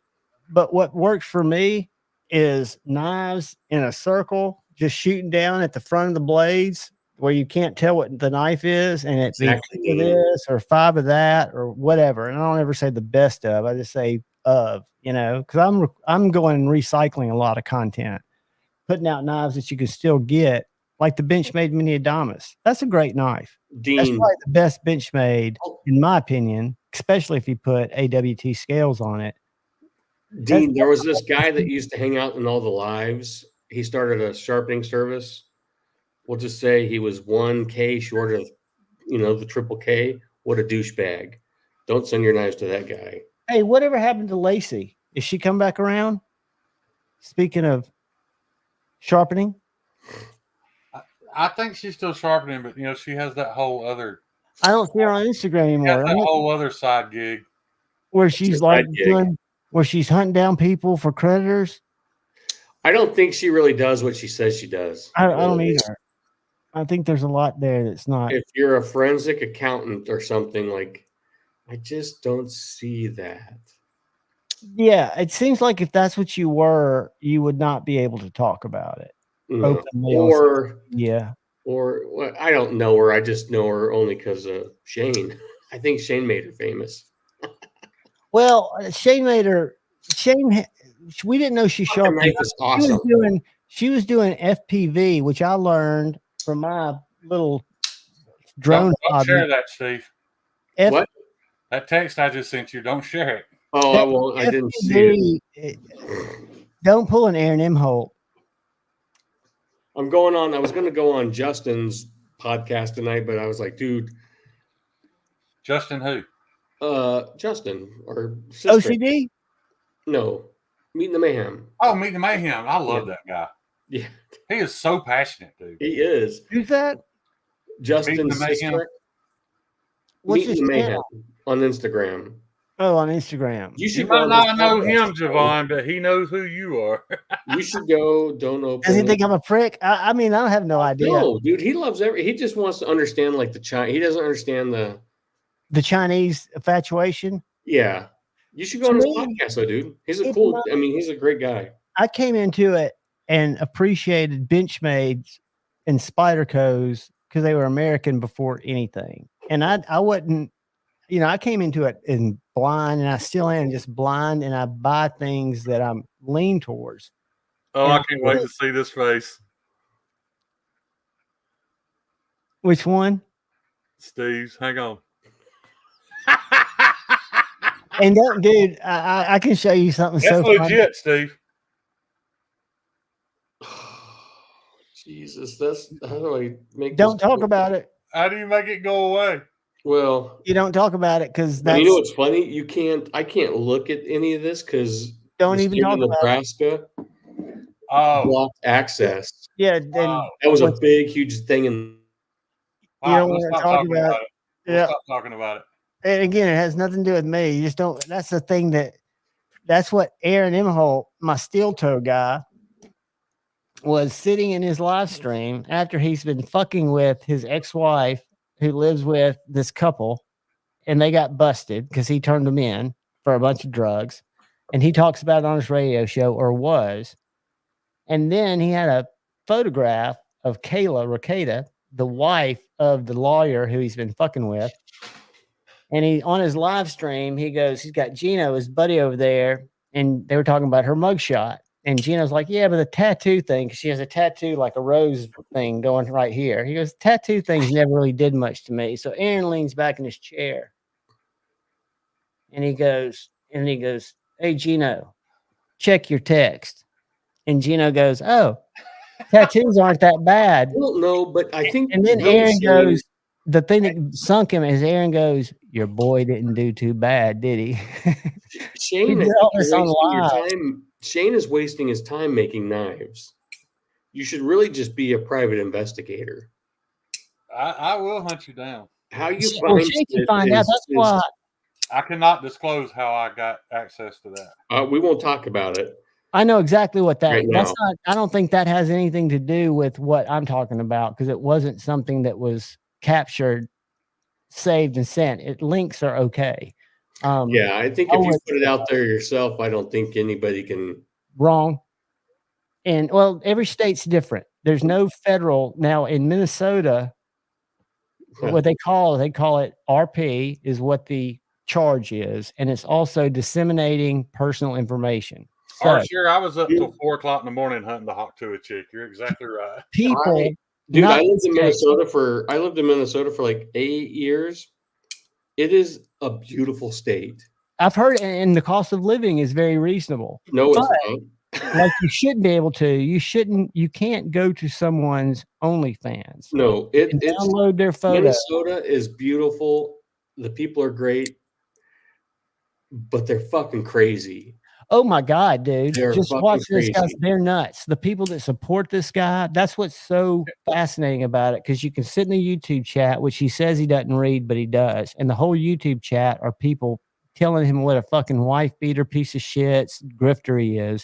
Terry, And then Terry, the I'm glad- Rumble chat is where all of his fans, he's got like 400 fans that pay him $380 every fucking day, unless he lies about the PayPal. Because he wants his, he'd rather he leaves links for PayPal and Venmo, or like Rumble Bucks and StreamYards, not yes, Ground fog, yeah. It was over. Streamlabs something. Terry, I'm glad you reminded me that that's illegal, because You know what's funny, if Kyle? he had You bring asked, I that would up. have sent it to him.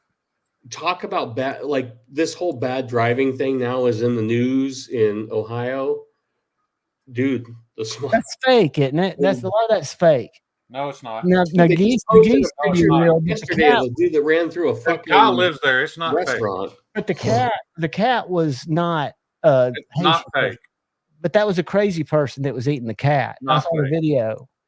No, but some of it, Do you watch The World According to Briggs? I don't he watch went there. news. My sponsor told me not to watch news. It's not on. news. It's a YouTube channel. He went there and interviewed the people in that town, and everything they're saying is 100% happening.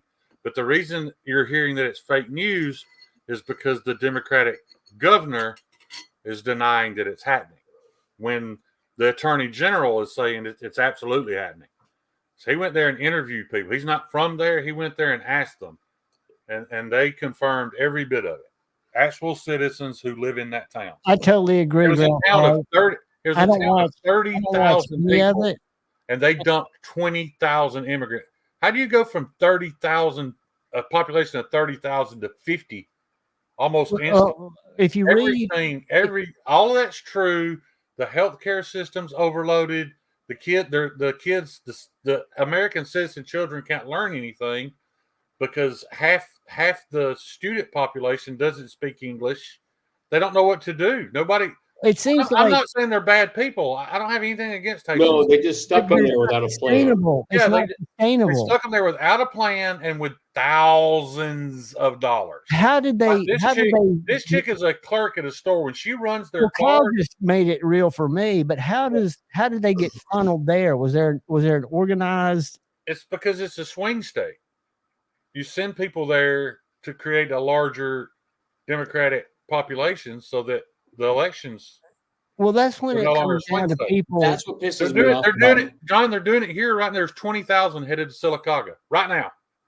Well, Right I mean, shouldn't the people of Sylacauga kind of rise up, You not can't in a do anything violent about way? it. This is the part that's pissing them off, though. This one lady he interviewed works at a store, so when she swipes their card, she can see their balance. And this is their EBT debit card, and they've all got like $30,000. They're like, how do you just show up here and all of a sudden you've got $30,000? It's because they're giving them that money. That's what kills me. My guys have to, like I said this before, Why do people they not have to rise drive up? from we're in the middle of Nebraska, and they'll make them go to Oklahoma City or to Denver for their consulate visits once a year. Not in Omaha, like 2 hours away. They make them drive 10 hours because they're doing it the right way. Rise up and at least be seen and have a vocal, peaceful protest of this is unsustainable, this is not right, this is a violation of everything. If you look far back enough into it, dude, you can see where the Clintons were part of it. When they literally tore down this entire Section 8 housing thing that nothing was wrong with, and they moved all these people on the other side of town into pretty much the exact same building. They just rebuilt it. Why'd they do that?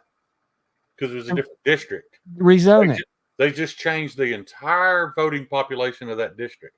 Knowing, kind of like moving chess pieces, knowing. They've been eating at this for 30 years. Every time one gets in office, they move them around until they can change these swing states or these swing counties. At what point do you go, if any state, if ever any form of government becomes as destructive of these ends, it's the right of the people to alter and abolish? I don't know. Like the Somalians were already in Minnesota when I got there, and it was a big deal. I mean, bad drivers. Well, it seems like they're tipping points all around. They're not bad drivers, Steve. They're not drivers. They've never done it. They've never owned an automobile. And they literally went around town showing these people are driving Mercedes and Lexus SUVs. And rumor has it you don't want to use a pager or walkie-talkie in Lebanon. Yeah. And don't get me wrong, guys. I'm sure. How the fuck are they doing that? Talk for hours about evil things the Republican Party has done. That's it's also not fair to those Haitians. They're setting them up for failure. You know, they haven't taught them anything about living here, driving here. You know, we can get all fucking conspiracy theory, and you look at the P. Diddy thing and the FBI ties to all through that shit. There's some wacky fucking stuff. The FBI has had that video of him beating that girl in that hotel for what, 14 years? 14 years. And they did nothing with it. And you know who else is supposedly an FBI informant? Jay-Z. That's what's on the news. Not that it's any big. I mean, but allegedly, and I don't watch the news, but I do watch some YouTube channels on both sides that are just legal channels. They're like legal scholars on YouTube. Unfortunately, Nick Crockett was one before he fell off in the cocaine. But they talk about how this could literally expose all of Hollywood. I mean, this could have such a domino effect because of all the ties and the people that protected P. Diddy. And hey, if you guys want to hear the down low on that pager incident, there's an excellent channel on YouTube. It's called Funker 530. He does not try to make up your mind about anything. He just presents you with the facts, lets you decide on your own. But I will warn you, it is very he's got like footage from inside the emergency rooms on the Gaza Strip, and it is horrific. But when you hear the entire story about what they did there, that was the Israeli intelligence, is who Hamas was buying the pagers from. That's awesome. I just figured it was like Israeli military. I just figured it was Apple dropping their new iPhone 16 and by parachute. Then they blew up the next day, and the third day, something else, some other thing that they purchased blew up. Yeah. So they've had all kinds of shit. Like they have allegedly video of people at funerals the next day, and they all blow up. Oh yeah, yeah. They had a second chain of them. Yeah, a bunch of them were at the funerals of people who died from the pager explosions, and then their phones blew up. Pagers, yeah, and then they all. It's gone further than that, dude. They rigged solar panels. Yeah, that was solar panels blowing up. Just all kind of stuff, and this stuff has been planned for years.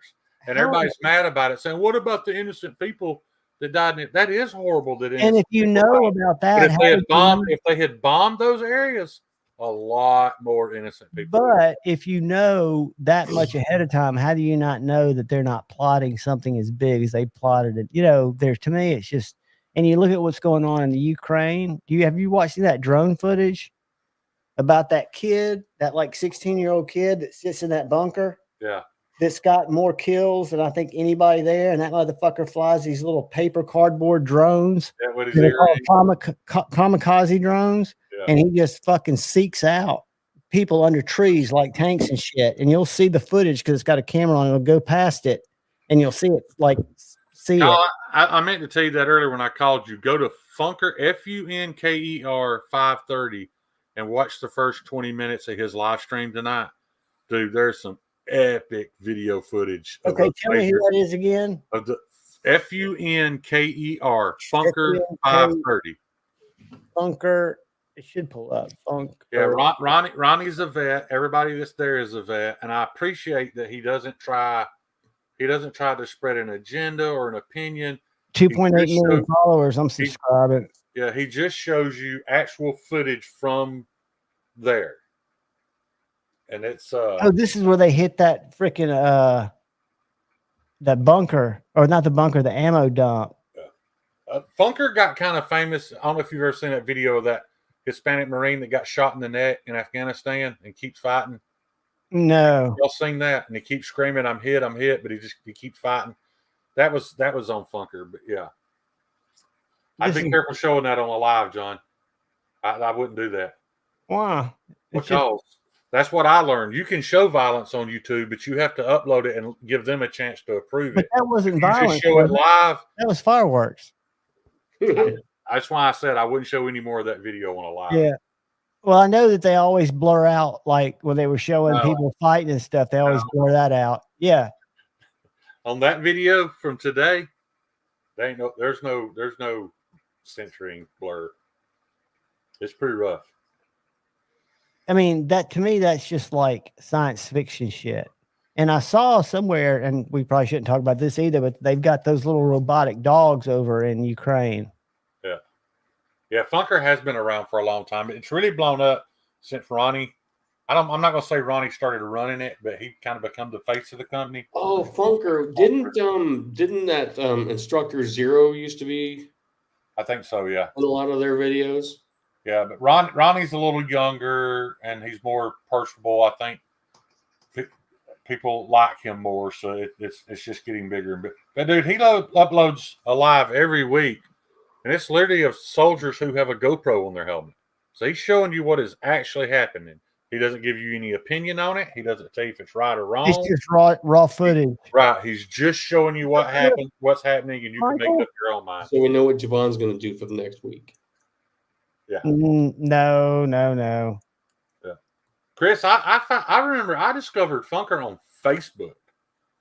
Like that's where I saw the Funker for the first time was on Facebook, but they've got a great Steel Toe's on he's on the wire right now. I mean, he's had like 2 meltdowns in the last 3 days. Are we back to Steel Toe again? No. Yeah.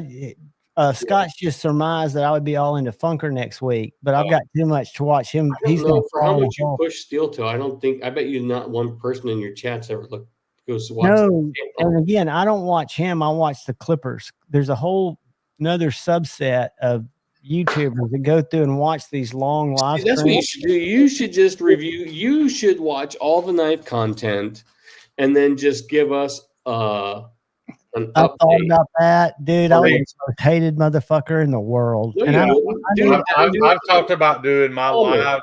Palmer, you watch a lot of car videos, right? There's that dude, Life Apollos. Yeah. He does it for like the car community. You could be that guy. Dude, I could objectively point out the people that I think are fraudulent as fuck, and I could start out with people I've never ever heard of because there's so many reviewers out there. You will watch. I started to do that, but I think that most people that are in the chat now can watch a video and they know if it's a sales piece or if it's legit somebody showing a knife. I wasn't going to do it like to badmouth the reviewers, but I was going to do a review of reviews and point out when people are full of shit. I was gonna watch. There's so much of One it. You thing could do a came whole through my I'm screen. guilty. Like Pocket Metal said, he gets so mad when he watches me review a slip joint because I don't know shit about slip joints. I call parts the wrong thing, but I just point it out. So if somebody's watching it, that's why, get another opinion. There's a. I don't have opinions. I just show I shit got off. home, took a shower, started watching TV, or something came up in my feed. There's an outdoor channel that does a interview with Jared, and I don't have to watch it. Outdoor watched- 55. We He's were not talking an about, outdoors channel. He's a knife channel. it's a Oh, great, is he? great He's interview. a really good knife channel. Is he? I was gonna. I He's only really saw the good. first 5 or so minutes, but it was Yeah. the whole China spiel. I'm like, ugh. Well, Yeah. they both tried to have it because he does strops and sharpening stuff, and he's got 364,000 subscribers. So he is probably He's got a really good dry sense of humor. Is why I like him.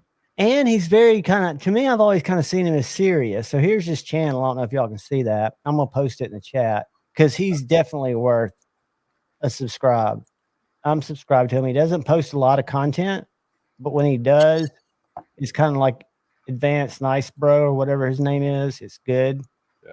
Yeah, he doesn't tend to like zero in on a brand or a Well, he's not a particular, salesman. particular model that's coming out. He just talks about knife stuff. And he shows he's got some really good sharpening videos. Yeah. He's kind of a master sharpener. He did a video on 3 knives that were heat treated to the same HRC. 2 of them were absolute garbage. He was just showing that there's different ways to reach an HRC, but that doesn't mean that it's good. So he's very He knows important. his shit, right? I mean, because he even says in this video, in this one that's here, he says, because they were asking about knife steel and advances there when they were talking about, do you see any advances in the next few years? And then Outdoor 55 says, 7 years ago, and I guess he's been in the community a long time, nobody knew who Laren Thomas was. Right. And now you've got this guy who's done the work, created a product, and in essence changed, a lot of how people look at and measure the effectiveness of steel, I think. Rob Tenring, if it doesn't He's break, one of my favorites. if it doesn't break and injure you, and it does what you need it to do, that's all that matters, man. All that matters is what you like and what makes you happy. When he batoned that winter blade code through the potato, that was just classic. That was classic YouTube. My favorite was the Pakistani Damascus video. When he's outside kicking that tree, going, is this even wood? Is this even wood? Every single one of his, and you wonder how much thought he puts into it because he always looks so disheveled. It reminds me of kind of Seinfeld. Yeah, I'll agree with that. Hey guys, set fast in 10 minutes. Yeah, we're about to blow. I was just going to pull and share Advanced Knife Bro real quick because he's violently undersubscribed to at 97,000. He's just a funny smartass. Oh, but he doesn't take himself seriously. He's made a slip joint, which I didn't buy and wasn't impressed by, but he knows his shit too. So he had a slip joint made in China, of course, but just recently, he had the knife made that he wanted. Right, it was a blade. If he was going to make a slip joint, that's what he had. He wasn't trying to please everybody. He was just making the perfect slip joint. Level on up. It's right here on his channel, and I'm going to show you before we go. So if I go over here to his videos, because he doesn't have a lot of videos, 555. I've got over 5,000. Most of them are shorts. But one of these on here is the Winter Blade Co. There's his knife. But it's this one right here. The new Is Marisol still in here?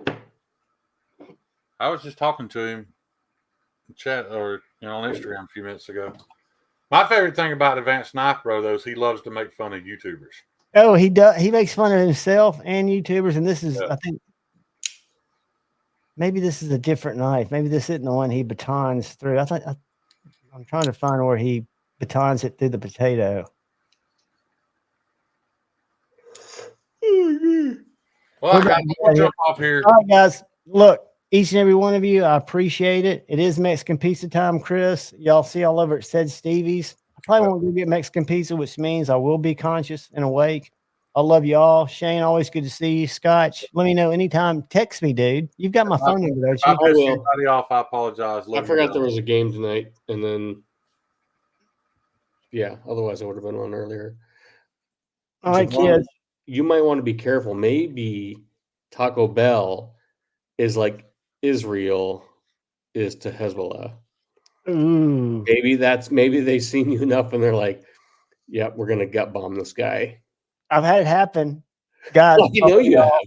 See you over said faction.